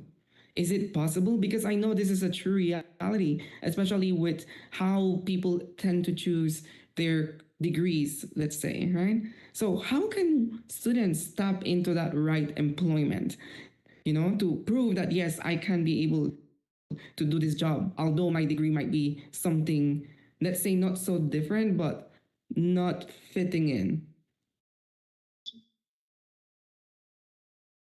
Let me try to take a stab at that. So what, sometimes there's a misconception in terms of what employers are looking for. And I think I can speak from two areas, right? Both from the BPO industry. I work quite a bit in HR, and so we do have a very active network outside of the BPO industry, but just also always speaking to persons looking for positions, sometimes at the supervisory level going upwards, or sometimes it's just more of an administrative position. And then when you look at it from the chamber's perspective as well, every employer we speak to are looking for the same traits and definitions of what makes a good employee or a good partner or a good team player. And we're talking about professional skills. We're talking professional, coming to work on time. We're talking about making sure, that your ethics are important. We're talking about ensuring that you're driven and dedicated to getting the work done. It doesn't mean that the balance between home life and work life is not significant. That's one of the things that's our philosophy at Key Talkers. But at the same time, don't be afraid to venture into an area that might not necessarily connect directly to your field, or don't be self-conscious about not having experience, because really your personality and the effort you make on a daily basis and your interest in learning and moving up the ladder is going to get you more than likely a position that will allow you to excel. I'll give you an example, right? You're a nurse. Now, I'm actually looking for, this is a new opportunity that came down from one of our business development team members. We are now looking for nurses either in school about to finish their degree or just out of school to simply work along with partners both here and in the United States as well. Now, envision the type of exposure that you can get. You obviously will get paid at a higher level because you come with a specific skill set we're looking for. So there's always opportunities. You just have to connect to things like LinkedIn, communicate with people and share your ideas. What Mr. Codd said is so important. You need to be a trailblazer. You need to be able to stand out, right? And who you are and that confidence and what you represent and your ambitions and where you see your future going is really going to allow you to achieve. You gotta, you have a goal and you believe in your goal, as Mr. Hoy said. Don't give up and move forward. Okay, guys, please take your notes because I'm sure I'm taking my notes. So, can anyone else? Just to add, I mean, like, just in my place of work at the Ministry of Foreign Trade, I'll put it out there now. We have about 4 vacancies right now, and I can tell you what we're looking for, right? As I know, there's a whole bunch of international trade students and a whole bunch of international relations students out there in Taiwan. So what we decided to do is to switch up how we look to try and attract our new hirees, because we recently got one person over. And we put out a writing exercise for them. And the purpose of the writing exercise wasn't really to test your knowledge, but it was to test your willingness to go above and beyond, to show us how much you really wanted this to take on this new job. Because from the 10 persons we vetted for the short list for the writing assignment, 5 of them wrote back off the top and said, Barris, I don't know, I think I'm okay. It was a 4-page paper when in reality we write 4-page papers almost on a weekly basis at work. So part of the job as a policy officer for the government. We put it out there, we wanted to test your aptitude in terms of research, we wanted to test your aptitude and your willingness to just go above and beyond. That's something that I always reiterate to young people. Not because it's not your desk or your topic, you shouldn't try to learn it. When we put it out there and we put you to task, we want to see how you respond to real life challenges. So we'll ask you a question like, Geraldo, for you to qualify for an interview, we want you to put on paper your reasoning and your understanding of what Belize needs to do to transform its agricultural sector. So we want to test your ability. So you can come in with an international relations degree, an economics degree, political science, business, it doesn't matter. We want to see what you can do if you will take the time to be serious about the work and the research and not to give up. That's the big thing. Okay, thank you there, Mr. Cud. And just to bring in a more, because we're talking about resources, right? Can Mr. Borland, can you tell us where can students look for these jobs? Yeah, in Taiwan, it's like I think Miss Lila can share also. She made a PowerPoint of where exactly you can look for jobs here in Taiwan. But LinkedIn, #1 source. 104. There's a website in Taiwan called Jobs 104, and there are a lot of Taiwanese companies, only Taiwanese companies that advertise jobs here. For me personally, for all those social media fans, I found my job through Facebook. So there's this Facebook page called Non-Teaching Jobs in Taiwan, and the name says it itself, right? So in Taiwan, there's an abundance of teaching jobs, right? There's a high demand for that, but for other jobs outside teaching, it's a smaller field. So that's why this page is created. But yeah, I found my job there. I reached out to the email. I went for the interview, and I can explain that for later on. But in Taiwan, you from what I've seen, you want to go. There's public companies and there are private companies. There are international companies. So it depends what you want, right? So the public companies, they're huge. They're more at a hierarchy level, and for private companies that I work for, it's smaller, right? So it's more compact, and you're able to communicate directly to your bosses easier, from my experience, and yeah, so it's there's a lot of places you can look, and Miss Lila can share that PowerPoint with you all after this dialogue. Hey, thank you. And I think there's a resounding tone here, and it sounds to be being more proactive, creative on how you look. So now, what if there is what you look for, what you're looking for, right? But none of them call your attention. What about creating your own opportunity? Mr. Hoy, what's your take on this? Yeah, and I was just about to get to that, so I guess you asked the correct question. So, the basic thing is, how bad do you want it, right? you might not get what you want. You might not get the job that you studied for, but that doesn't stop you from being able to take on that position, learn from it, and apply it to what then you want, what then you studied for, right? For example, I was in the business area, international business, and I work as a standards officer. That's engulfed in pure science. So it's a total whole different thing.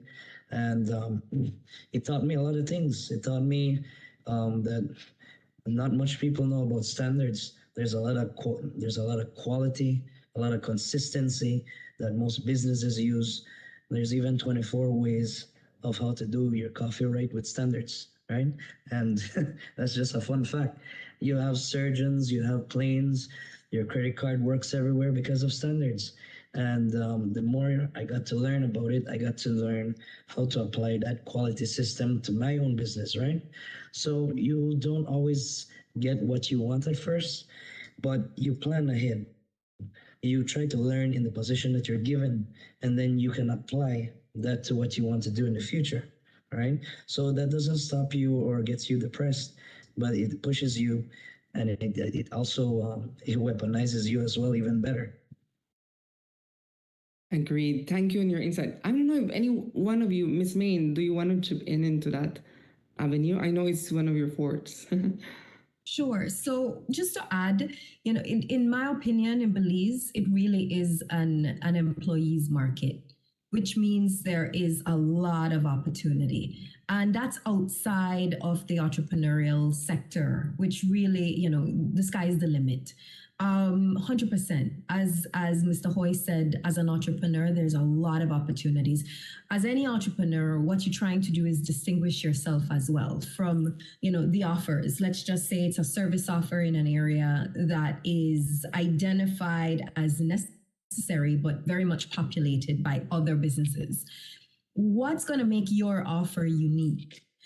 You have to maintain your standards, especially if you're producing a product that's going to be consumed or that's going to be used from a topical standpoint. Most definitely, the exportation opportunity as well is where the standards are going to come in. But moreover, what's significant is that you identify and do your market research, which is things we all study and learn about in school. Where are the opportunities? How can you create your own little niche?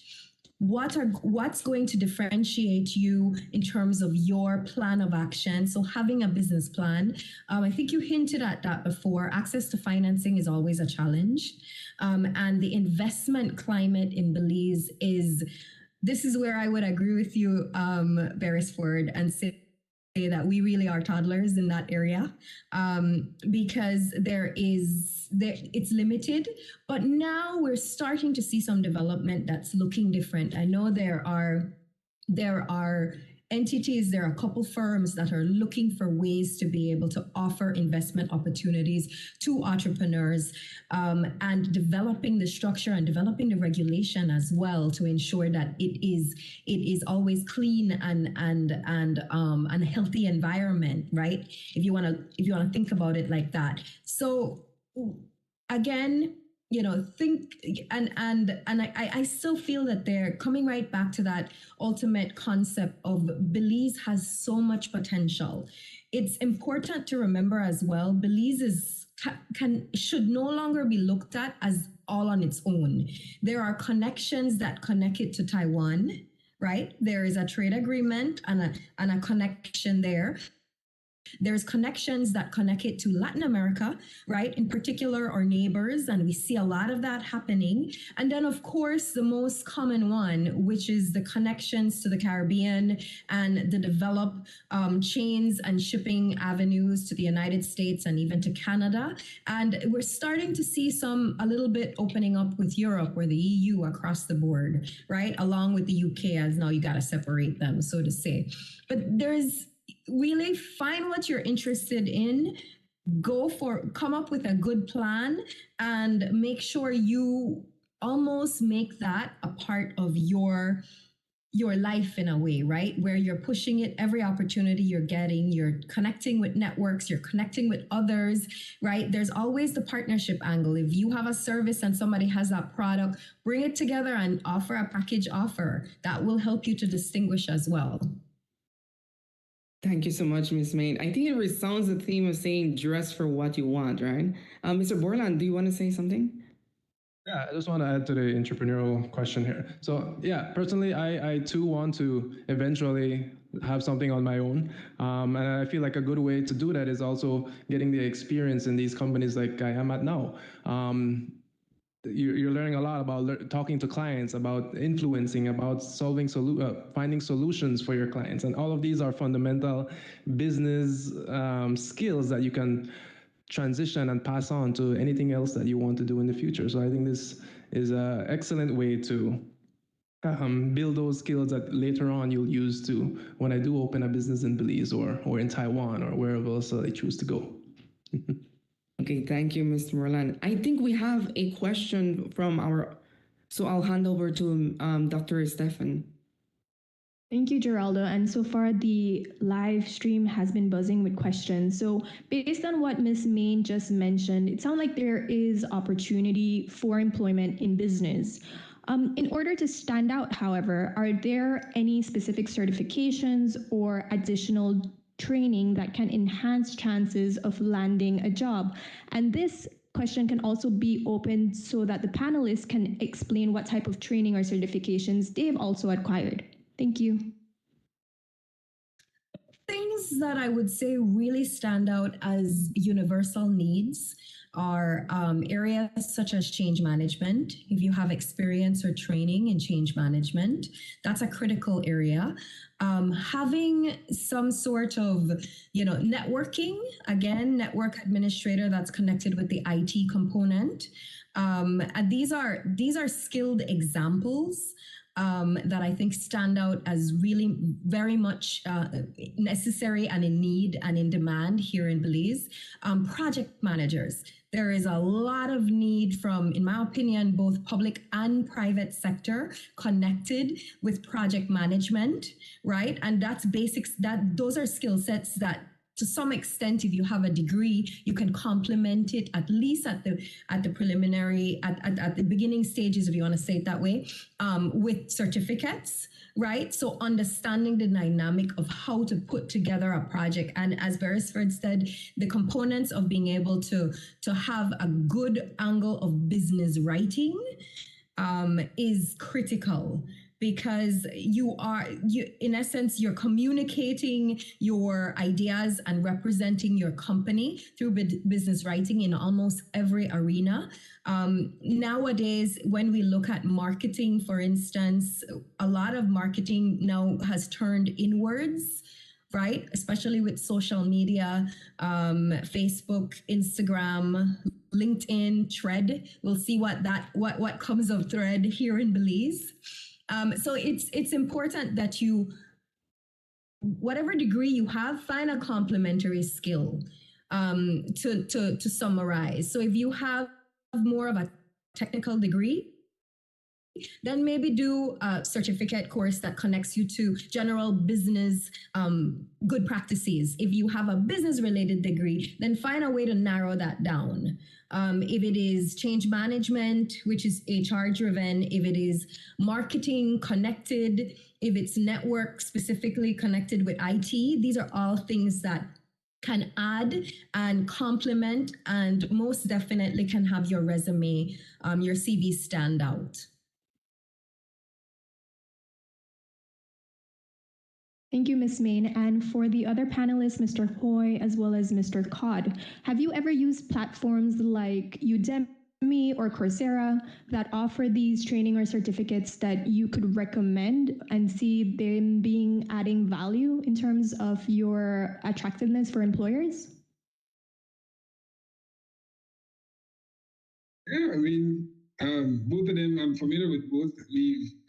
We have access to both of those platforms. Allow you to access university level courses both at the undergraduate and graduate level. You can actually pay, usually it's a small fee to actually receive the certificate from the university itself. But those things help you to stand out. It's not what I'll tell you this as somebody who's had to vet applications into the public sector for us. It's not only about what the degree is or what the certificate course is, but your willingness to do it is something that will set you apart. Because we'll get you in that room and we'll start grilling you on the actual topics that we cover at work, and we'll know very quickly whether or not you actually know what you're talking about. So when you see the aptitude to want to lead, to want to learn, and leadership is something that is something we have to mention as well. Smin, I know your Rotary history and your chamber history. It's evident. You have to be able to stand out and be willing to take on leadership roles if you want to expand your networks, if you want to really stand out as somebody who will be marketable to people. Because, I mean, it's not who you know, but in many cases, it's who knows you. That helps you to get that foot in the door as well. And when you get that foot in the door, you need to make sure that you're prepared with the certificates and with the skill sets to have staying power, to really last and to separate yourself from the rest of the crowd. Nice. Mr. Hoy, do you have any contribution for this section?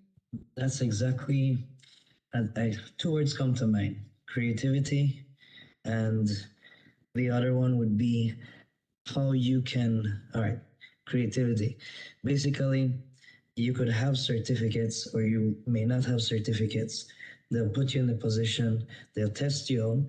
And if you would take, for example, the government, if you know how to market that position, how to creatively sensitize others about it, and different ways like that, you start convincing your boss, saying, and letting him see that, okay, I could probably put him in a position that's even better than that, because I see the willingness, I see that he's bringing different creativity to a post that's probably boring or that you can't even teach people about.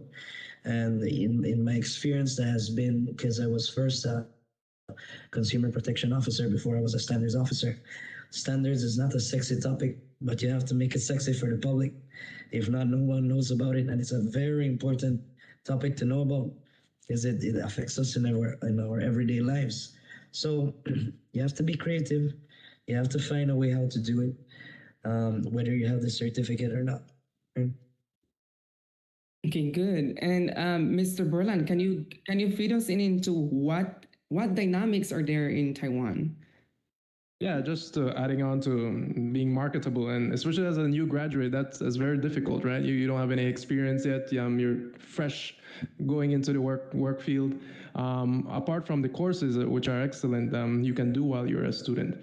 Another tip I myself regret not doing while I was a student is many of these universities in Taiwan, they have competitions, especially in business. For example, in Taiwan, these universities come together or they compete against one another for this competition called, for example, HULT Prize, HULT. And this is a competition worldwide. And it's about sustainable business idea on a certain topic or industry. And so, yeah, the universities compete at a regional level, and if you win, you keep on going, and you eventually reach to Washington, where you compete globally against other universities around the world. And in Taiwan, they've had students and universities that have won this competition before. So these things like this, it opens up a worldwide opportunity of networking and reaching people that you would never get to meet if you don't.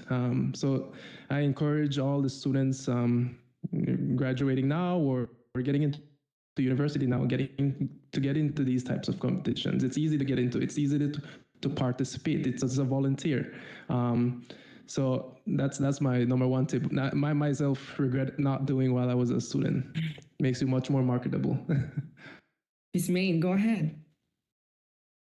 Just wanted to add, and remind, I would imagine the audience we have here are persons perhaps finishing up with their bachelor's. trying to decide where they go, and then others may be finishing up with their masters. Is that correct? Just to confirm. Yes, the majority. Right. Okay, so one of the key things I would say is sometimes we want to make sure that our resume is perfect before, in terms of all, not necessarily the layout, but what it has. I would be less concerned about that and more concerned with making sure, you have a degree. If you have that degree, identify the field you want to go into. Companies sometimes will support you to get your certifications, right? If it's specific and necessary. Additionally, if you are moving between your bachelor's and your master's, I can't explain in my opinion how important it is. I can't overstate it, how important it is that you get some work experience before you go into your master's degree, especially in business, right? If you're going to go get a history degree, it's different. But if you're going to be going into the field of business engineering, something where there's the architecture, there's these practical components, the experience you have getting some work, understanding the dynamic, not only that, but having what you've learned to be able to apply that at that master's level will give you an incredible ability to take away so much more.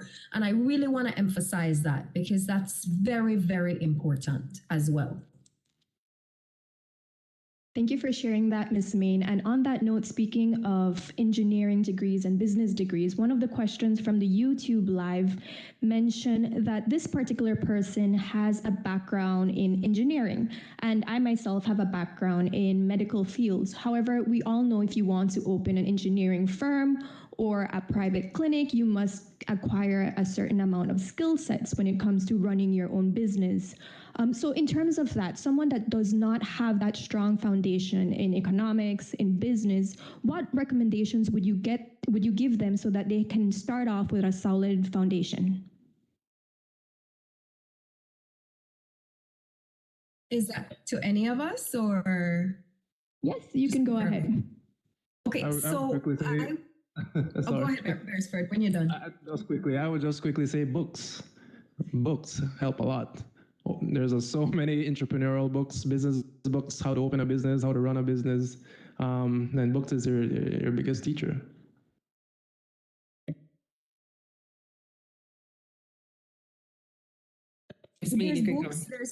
There's books, there's podcasts.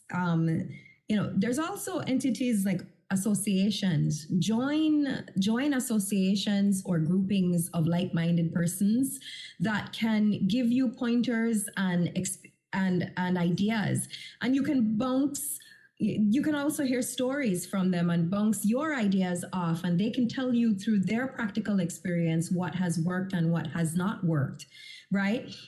Having that engineering degree most of the times gives you the toolkit to be able to understand the basic components of business. If you listen to podcasts, even again, you don't have to necessarily have a business certificate. The experience will teach you to some extent. And as you're moving ahead, identify what area you need the additional support and assistance in. Get yourself trained, read a book, listen to podcasts, connect with persons, not necessarily only in your community, but that's the beauty of the internet, right? And that's the beauty of LinkedIn as well, where you can connect with like-minded persons and learn from them. And, and blogs, I didn't mention, there's all these tools, as long as you put in the effort and have the initiative.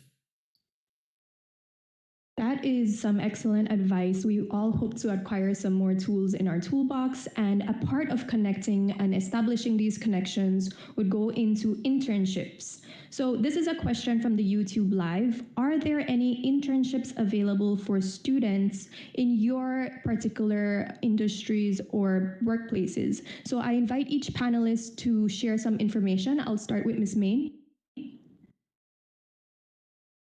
Okay, sure. So from the chamber end, we are actually looking for a project manager right now.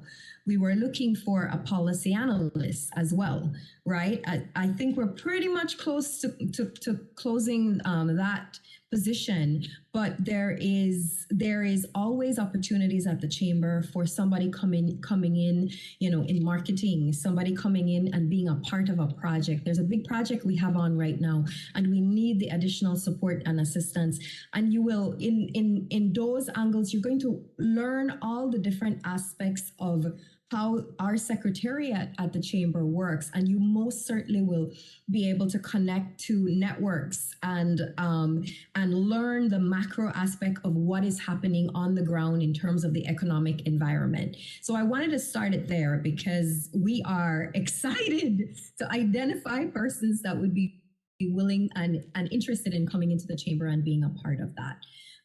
In terms of general business across the board, most of the time, there are a lot of opportunities, I would say, in the specific fields that connect to, I would say, engineering would be an area where an internship would assist. I can remember my day is way back when I did an internship with the Ministry of Foreign Affairs because that was my original path to go in the area of international relations.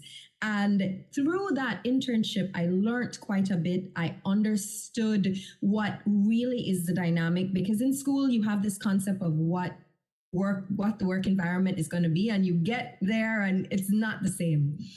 And, I also identified that I love the international angle, but I think I liked business a little bit more. It was a little bit more up my alley, so to say, right? And so you learn about who you are, you learn your strengths, you learn your interests, you learn what makes you excited, you learn where your creative angles are as well. And as Mr. Hoy said, even the practicalities of standards, it's not always the easiest topic to talk about, but his passion stands out. And in talking about it, it's clear that this is something important for him. And in just communicating across the importance, imagine airlines without standards, so to say, right? You fully understand why each of these roles are significant. Great.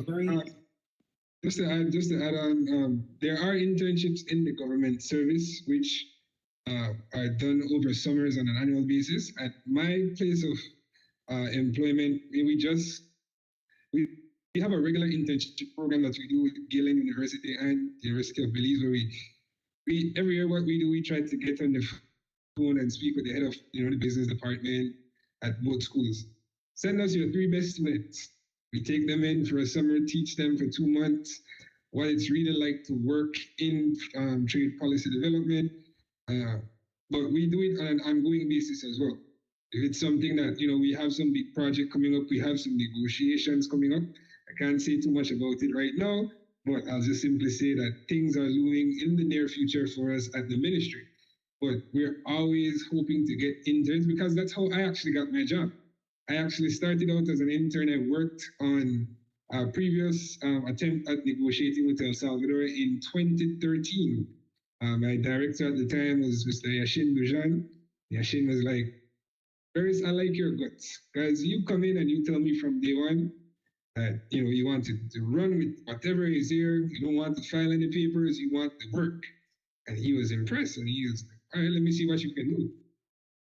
So we have internships, and I encourage everybody. I've given my email to Miss Melody, so she has my information.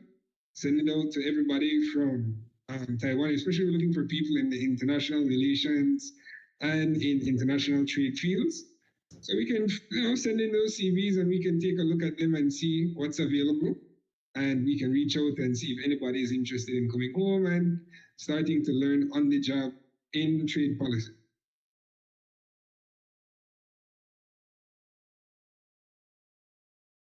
Mr. Hoy, would you like to follow up on any internship opportunities at your workplace? Just adding on that, well, I'd like to spin it a little differently.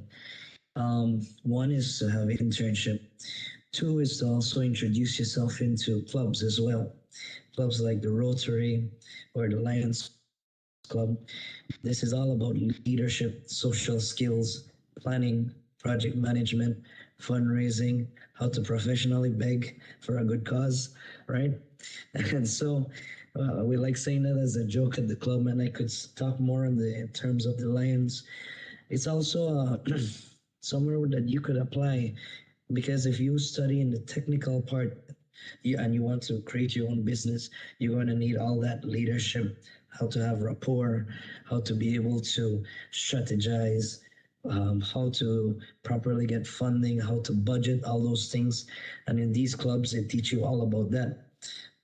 While they do give you a small orientation in it, they throw you in the field where you actually get the raw experience, which is even better because like that you always have an aha moment, and so that you can apply that as well. So just to take you down a new alley.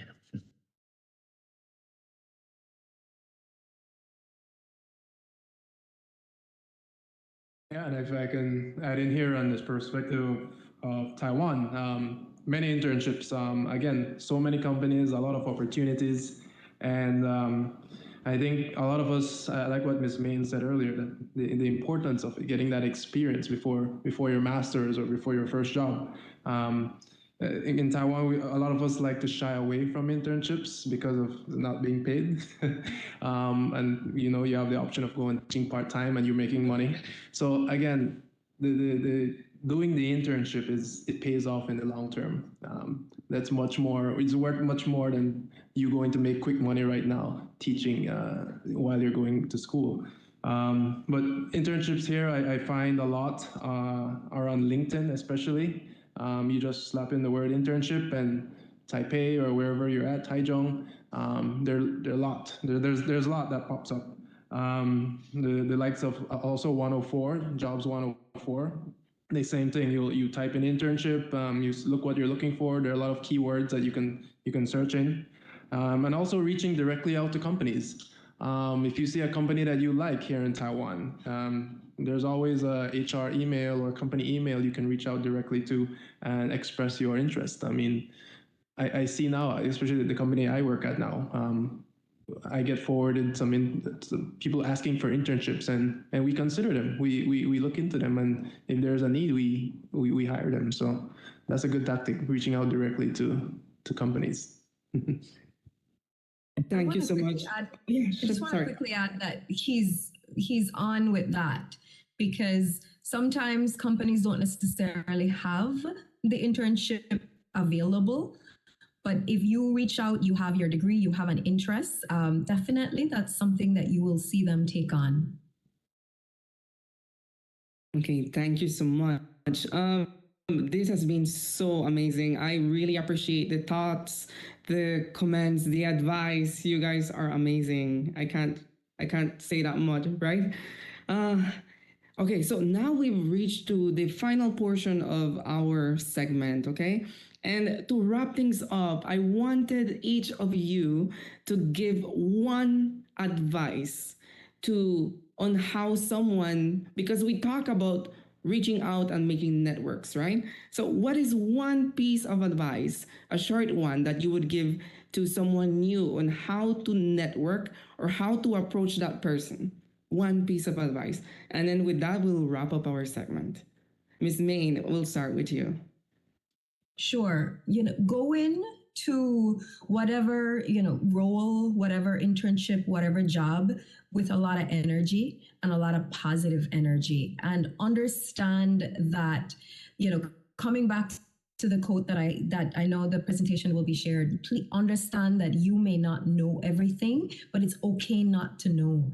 And ultimately through the process, you will learn, because even persons like CEOs who have been there for years will tell you they learn something new every day. So don't be intimidated by what you don't know. Just confidently move forward in a positive way with a lot of energy. And Mr. Cole. What do you? I don't know. Ms. Main, she said a mouthful there. I think that was along the lines of where I was going. But build yourself as a leader. I think that is one of the constant areas of focus for myself that has helped me throughout my years. Being willing to take on more to build your presentation around that, regardless of the field that you're in. If you build your presentation around being a leader, being somebody who always is willing to excel, you'll separate yourself. I think when you do that and you come in with that confidence, smooth sailing, I think. Okay, and Mr. Borland, sorry. Okay, I can answer a different tip, advice that I found very stressful when I was transitioning into the work field. And that is, if you don't know what you want to do, or if you're not unsure of what path you like to take, and I'm sure a lot of us go through this, it's very stressful. It's a hard time because you don't want to make a mistake, or you don't want to choose the wrong path, as I would say. But if you don't know what you want to do, then go out and try things until you find out what you want to do. When I graduated, I went to go into teaching because I wasn't sure. I needed to have a job while looking for a job, So then I eventually found this job. I found it on Facebook. Like I said, I had no idea about the industry. I didn't know if I would even like it or not. But I still went. I thought it would just be a good practice for an interview. And it turned out to be a very pivotal point in my career in finding something I'm passionate about. I'm passionate about business, about sales, about business development, talking to clients. And so if you don't know, you get stuck, or you spend many years waiting for the perfect opportunity, or waiting for the right job. And that may take many years passes by, and a lot of time is wasted. So my advice is go out and try everything, try things. Each job that you go for, normally it's like they give you 3 months to decide if they like you or not. You can take that 3 months and turn it around if you like the job or not. So you can keep trying until you find something you love. That's my little bit of advice. Thank you, Mr. Verland. And Mr. Hoy, you're the last panelist to give your advice. Yeah, so I was going to say, if it feels scary, that's exactly when you should jump into it, because you gotta know other things that you didn't know about that you already know, huh? So you just equip yourself, set your arsenal bigger. Failure doesn't mean it's bad. It's just opportunity. It's going to take you to a new direction that you never thought about, and it's going to help you in your future. So failure is not bad. If it's scary, just jump in. Okay, thank you. So that wraps our amazing piece of advices that we received today. And if you didn't have any mentor, you have new mentees now, right? So thank you so much for giving your time, giving your expertise. And I know, especially the ones that are tuning in from Belize, right? So thank you so much. We really appreciate it. So that's our segment for today. Thank you so much. And I will now would like to hand over to Dr. Estefan for the finalizing of the forum for today. So thank you, everyone. And I bid you goodbye now. It was a pleasure. Thank you so much, Mr. Pook, and to all the panelists for allocating your precious time and sharing insightful advice and your experience to all interested parties. I especially love this panel. So now, as we're wrapping up, I would first like to invite the president of the Belize Taiwan Association. She will be sharing some job finding tips in Belize. If you are interested in job finding tips in Taiwan, I had shared it yesterday during the closing remarks, and we'll be sharing those slide decks on our official pages. So, Melody, the floor is yours. Thank you, Lila, for the transition. So I will look at both support systems in Belize as well as opportunities that I have been, actively looking into online internationally. So in Belize, there are different government-aided agencies that provide support services to job seekers. Specifically, Beltrade, they do technical services training for people, such as like job preparedness training, project management, which are some of the skills that the previous panel kind of talked on. So if you're looking for support when you go back to Belize, or if you're in Belize and would like support with putting together your employment package. BTech does that kind of support. So BTech for Bell Trade actually provides support in that area. And if you could go on their webpage, you will actually find where you could interact with them and ask more questions about their training schedules and stuff like this. Also, the Ministry of Labor, they have an employment service who does more or less the same support. They have a online job registry that you could submit your documents. They help you to prepare your resume. They also do like job preparedness training as well. It's very effective. You could just reach out to any department within the country, and they have employment officers that will help you to prepare your package and become more ready for employment. I think the Department of Youth also provides this kind of assistance, so you can look into those if you get back home and you'd like a bit of support, because sometimes, you know, when you come out of school, you don't know how to put together your resume and things like this, and they actually provide you with training as well as with the writing of the resume and things like this. And it's all free, best thing. And then I found a couple like online job markets that Belize has, mostly Facebook pages, so I'm sharing them here. I have the QR code, and there's also Jabiru, which is based in Belmopan, but they post vacancies from across the country. You can just follow these pages on Facebook, and they post from time to time. Also, the Labor Department and these other agencies that I mentioned, they do assist with attaching employers with employees. So, for instance, they have relationships with different companies, and if you fit what they are looking for, they would contact you and help with tagging you to the job vacancies. In terms of like, if you decide to venture further educationally, there's this newly developed platform called the Further Education Project, the Higher Education Project. They have a really great platform that kind of shares both information about alumni and universities, as well as the transition process that you would be looking at as a Belizean. So it talks about opportunities not only in the Caribbean, but also in like Canada, the US, Europe. And they also have a network of alumni that you can contact who have studied at different universities, including here in Taiwan. So if you're looking into like what the process might be to get a degree in another country, you can look at this website. They also do professional development training forums occasionally. So you could just like go on their website and find that. In terms of regional and international support, I follow a bunch of different Instagram pages. So Instagram is a really cool tool if you use it efficiently. And these are just a couple of the pages that they're both based in the Caribbean, somewhere in Belize, that share opportunities. They have professional development seminars sometimes, very short, sometimes it's like 45-minute sessions where they talk about different research areas or opportunities that exist. Yeah, so you can, I'll be sharing the different Instagram tags later on, but these are just some of the pages that I actively follow that share some of these opportunities that you might be interested in, such as the CARICOM Youth Council, the Caribbean Regional Youth Council, and the Commonwealth Youth Council. So they both often have positions available for researchers and all of these things. Like, it's unpaid, but it gives you the kind of experience that you need that you can add on your resume and eventually get you into the job. Yeah.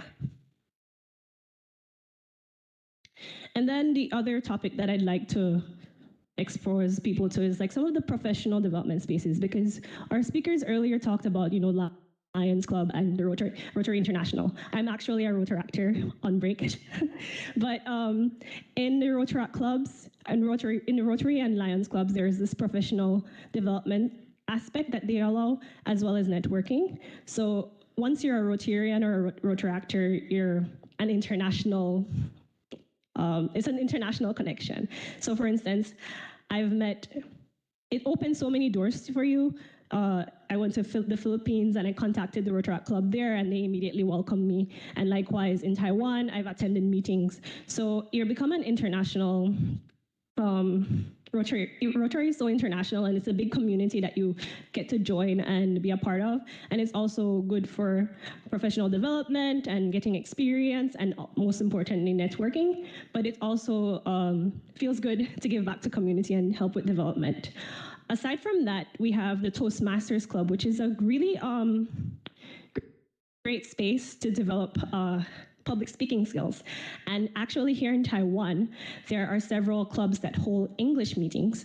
I just recently stumbled upon one in Beito, which is not far, which is this district that we're in, that has meetings on Wednesdays. But aside from that, as a result of the pandemic, a lot of clubs hold online meetings. For instance, the Belize Club has online meetings on Thursday mornings here in Taiwan and Wednesday nights in Belize. So if you join these clubs, you can get to learn more about professional public speaking. And it's also a space to network because people come from various backgrounds, and that's how you can meet people who might have connections in your industry and tell you about vacancies or opportunities that might be coming up.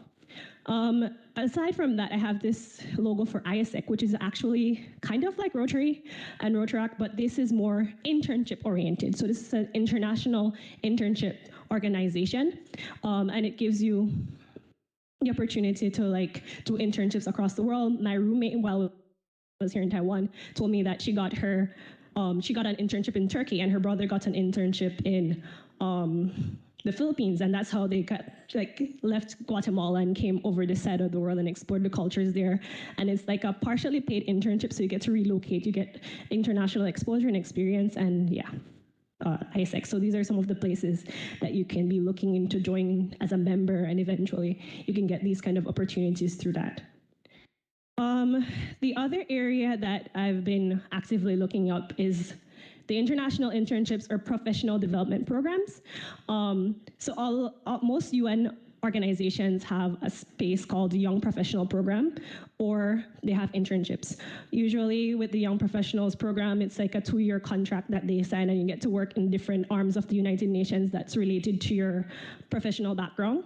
And the applications and vetting takes a while, but they're all posted online and easily accessible. You could just go on any of the United Nations pages, the specific UNESCO, UNHCR, they all have internships and young professional programs. And they have a portal that you create an application and you could submit for several different internships from that platform. The Commonwealth also has, the Commonwealth as well as the World Bank also has young professional programs. And it's more or less the same system where you get to work with these organizations for 2 years with a contract and it's paid. Okay, yeah, thank you. Thank you for sharing those very useful tips, Ms. Wagner. And now I'd like to invite Mr. Adriel Mo from Tainan so that he can share what his experience was like being a part of the Career Forum Steering Committee. And so I will pass over to you, Mr. Mo.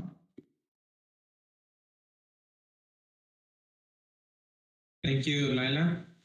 Being a foreign steering committee, I can't say it was easy. There were some struggles and some technical issues, but we managed to pull it off, and we got the people we needed. We got the audience, or the panelists we wanted initially to fill and inform our audience. I believe that they did what we wanted for this forum, to educate, inform, and help our audience who are lost, do not know what is their next step. It actually helped me a lot. The business section just helped me give me some more courage, learning how to get funding for a business, or the idea you need to push and network. Also with network said, that helped me this helps me network more. Even just being a part, the host, or even if an audience, it can help you be networking more into finding what you want. Contact the people you need to contact to how they can best help you out. This forum really has been helpful. It accomplished what we wanted, what I believe it did.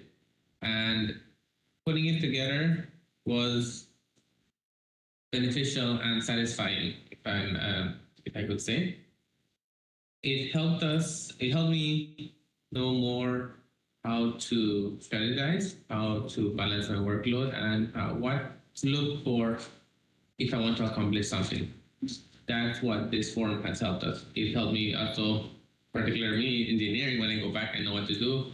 Those engineering friends already messaged me and said they know they are grateful for it. The audience here was grateful for it, the engineering section actually, because most of us who are here are engineers.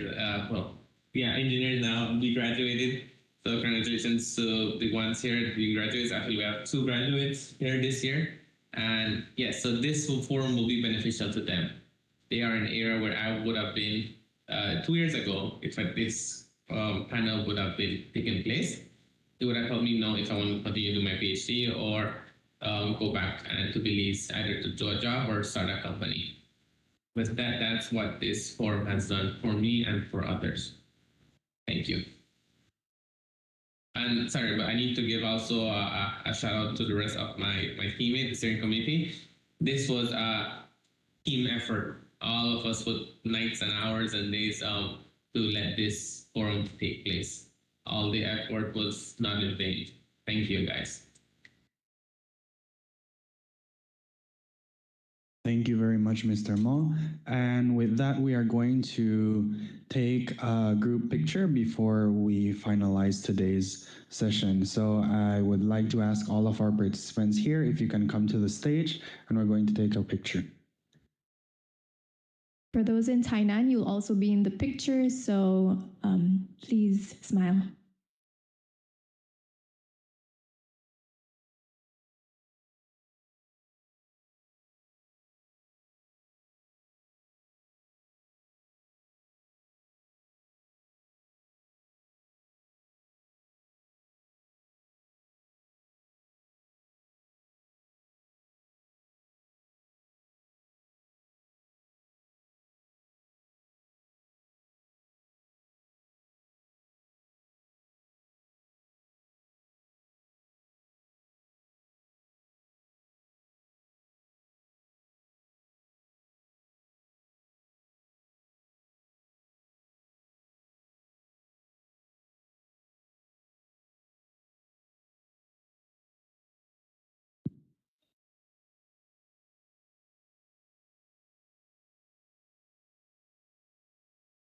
Okay, Tainan, we're taking the picture now.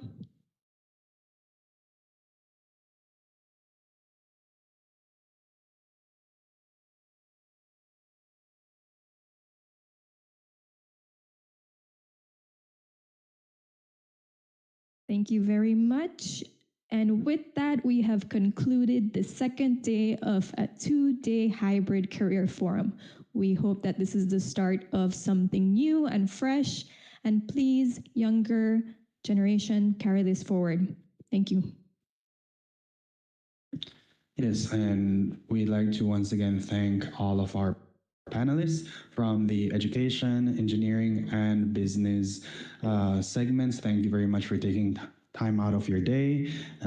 Here in Taiwan, we know it's a Sunday, so thank you for your effort. It's Saturday evening back in Belize. Thank you for joining us and imparting your knowledge and expertise with our viewers.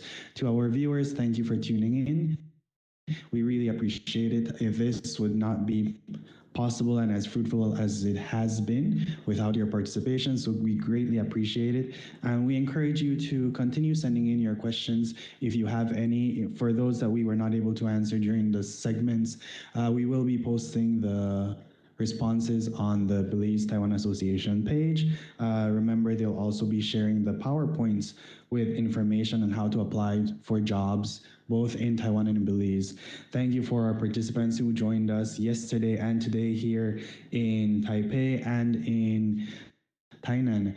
Thank you very much for supporting and for being with us in person. We'd also like to thank the steering committee, Ms. Myra Torres, Mr. Hector Cambranes, Mr. Adriel Mo, and Dr. Lila Stefan, and Ms. Melody Wagner. Thank you very much for taking initiative to not only steer this, but make it a reality. And I think it's really, really something that will benefit Belizeans here in Taiwan especially, but also those in Belize as well. And I think it's a very good initiative that would hopefully spark interest and only grow from here as the years go by. And thank you very much to both the universities that are hosting us, National Yangming Chiaotong University and Kunshan University. Thank you very much for giving us a physical space to make this happen. And with that, we're going to end the 2023 Belize Taiwan Career Forum. Thank you very much, and we hope to see you again next year.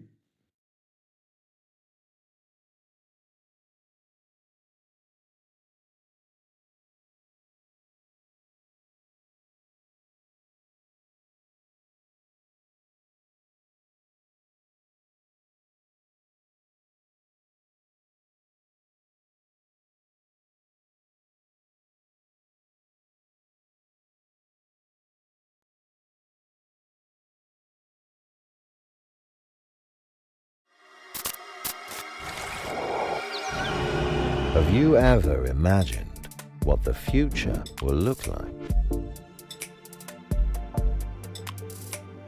We can do more than just look up at the universe. Big data can completely change the way we drive cars. Energy efficiency can be rocket high. Nanotechnology can solve the mystery of genetic diseases. In 2021, National Yangming Chiaotong University was born after a merger. Now it would have new goals and responsibilities. Welcome to a new era. Through our heritage, innovation, and sustained effort, we push forward the cultivation plan whereby we pick everyone's brain for a visionary future.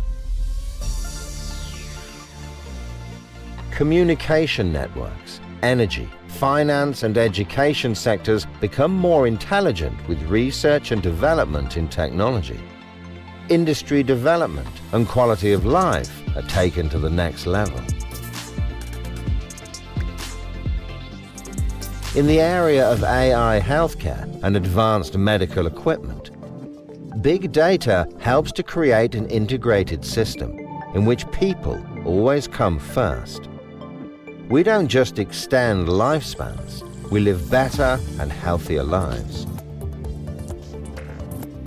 We groom physician engineers and medical doctors across the country and promote cross-disciplinary collaboration for a sustainable future.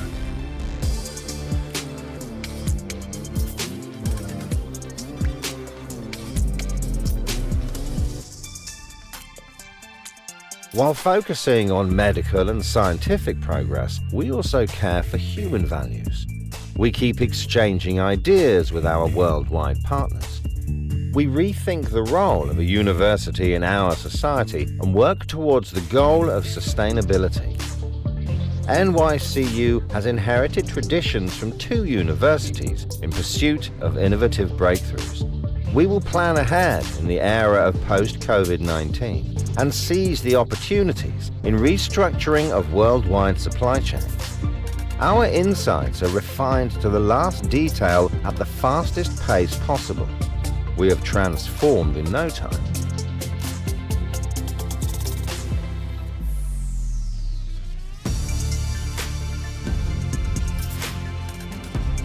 Where is the future? The future is here. For infinity and beyond.